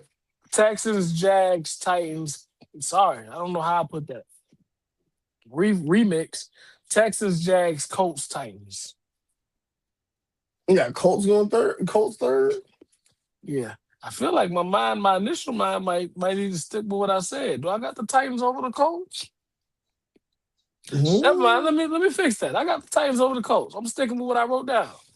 Dang, you think the Colts take that big of a step Texans, back? Jags, Titans, Colts. Daniel Jones ain't who you think he is. I mean, he coming back from an injury, so I mean, there's that. What was yours again? Jags, Titans. I meant Texans. Yeah. Jags, Colts, Texans, Titans. Oh, you had Texans third. No, the Texans was third. Yeah, Jazz, Colts, Texans, Titans. For the NFC South, I got Bucks, Saints, Falcons, Panthers. Oh, we all over the board on this one. We ain't agreeing with nothing. I got Atlanta, Tampa, Carolina, New Orleans. Are we ranking this off of like talent on the team? What'd you say? Atlanta. You heard me. Atlanta, Tampa, Carolina, New Orleans. And you had what was that, Mr. Tampa, Carolina. Yeah, Tampa, New Orleans, Atlanta, New Carolina. Orleans second? Yeah. What are you looking at? I'm trying to figure out what you're looking at. What are we looking at? Talent Kevin on the roster? Kevin Stefanski. You think Kevin Stefanski gonna do something with Penix and Tua? The talent always been there. They just needed the quarterback and the coach. This is a fight for the South. Because y'all got Oh no, the two. fight ain't no. If we going AFC versus NFC, I think we're gonna agree on that part. But I'm just saying the NFC South, I got Atlanta. I got Atlanta winning that division. Like, as trash as I can say both these divisions are. But he got Atlanta winning. Like, I can't believe that. As bad as he speak about Pennis and Tua, like, you got them winning. I mean, they both made a glass, but I mean, I can't, like you said, the talent But is there. you ain't got Atlanta. You got Atlanta at the third spot. Well, I know because I Atlanta don't believe is in either uber quarterback. talented. I Atlanta don't is believe uber in either talented. quarterback, but like he said, I think they have. Stefanski can get Tua going. I think he can get Tua right. I mean, if he get Tua going, I mean, you got a receiver. You got Drake London. You You got got Bijan Kyle Pitts. Robinson. You got B. I Bijan mean, Robinson. is a handoff that hard to do for Tua? No, you got throw. You can throw to Bijan too. I mean, but okay, brother, you don't got. My point was that you got one receiver, one tight end, one running back. All right. So And you half got a quarterback. Mr. Murray got the Jazz, Colts, Texans, Titans, and he also got Tampa, New Orleans, Atlanta, and Carolina. And then Carolina you, last, and then you, Mr. KD, you got the Texans, number one, Jacksonville, the Colts, and then the Titans, and then you got Atlanta. No. Got Titans third. You got the Titans over the Colts. Oh, Titans over the Colts. Okay. Then you got Atlanta, Tampa, Carolina, and New Orleans. So now we really saying who's the better division? Who's fighting for the South? AFC Because South. I'll say the AFC South was definitely better than the NFC South. AFC South. Defenses, offenses, don't matter. We better than y'all. NFC South might be the worst division in the league. might be they are. But Yeah, I said they have been for some years.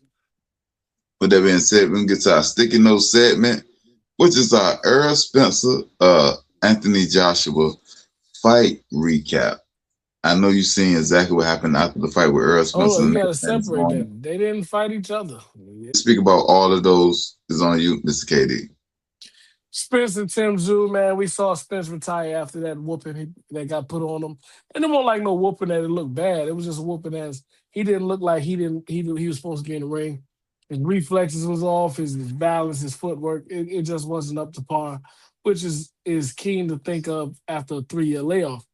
But he retired after that loss. Well-deserved, accomplished career. We can't hold that against him. Tim Tszyu, big win. He needed that to get back on track with what he plans to do in his career moving forward. But that was the main event of Saturday night. Earlier in Saturday, we had AJ versus Christian Pinga, which Christian Pinga is not a big name now. I mean, yet. Undefeated, but not a big name. I think he will be a big name eventually, but he wasn't at the point of that fight. AJ got knocked down 2 times in the first round. It was looking real shaky. But he came out in the second round and finished off Pinga to win the match, which aligns him for the Tyson Fury match coming up next, which everybody's going to be tuned in for, I believe. So I like it. Action-packed week in the boxing where you can get high-level names like Anthony Joshua, Errol Spence, Tim Tszyu within one Saturday. And then if you really want to count Friday too, because Tyson Fury fought on Friday, if you want to count the whole weekend, it was action-packed. Then we got another weekend coming up with Lamar Roach and Zepeda fighting. So it's a good season for boxing right now, and they just got to keep it going. But Errol Spence retirement is the biggest thing to come away from that weekend. And then him leaving out on 2 losses like the losses that we witnessed, it could falter his reputation in some eyes, but I think he still walked out on his own sword. And I think he still had a pretty validated career with what he was able to accomplish. Well, like you said, shout out to his illustrious and decorated career. Definitely. definitely looking forward to the future endeavors that come along with him. And he fought even a if they- lot of off. Well, I can't say off the field, but out of the ring things as far as his life too. Like that accident. If you ever seen the footage of that accident, he barely don't supposed to be living anymore. So for him to get back into the ring and compete and win, actually, he has conquered a lot of giants in his life already. So, like I said, it was an accomplished and decorated career, like you spoke of, and he can retire on the right note. We always come up talking about, well, I always say on this podcast, boxing is not a sport you can play with. So if you're not into it and totally delve into it, don't get in that ring. And that's how I looked for this fight. He didn't look like he was intact with what it took to compete at that level. But like you said, we wish him the best in his next endeavors moving forward after his boxing career. But I'm looking forward to that Anthony Joshua and Tyson Fury fight. Didn't they fight once before? Nah, they haven't fought yet. It's been prolonged so long. But Anthony Joshua got knocked down twice in the first round. I don't know if y'all caught it or not, but the Pinga guy, which I think, like I said, he has a bright future, he knocked Anthony Joshua down twice in the first round. But then he got knocked out in the second round. See, there's a difference between knockdowns and knockouts. With that being said, I need y'all to remember one thing. We ain't come to play. We out.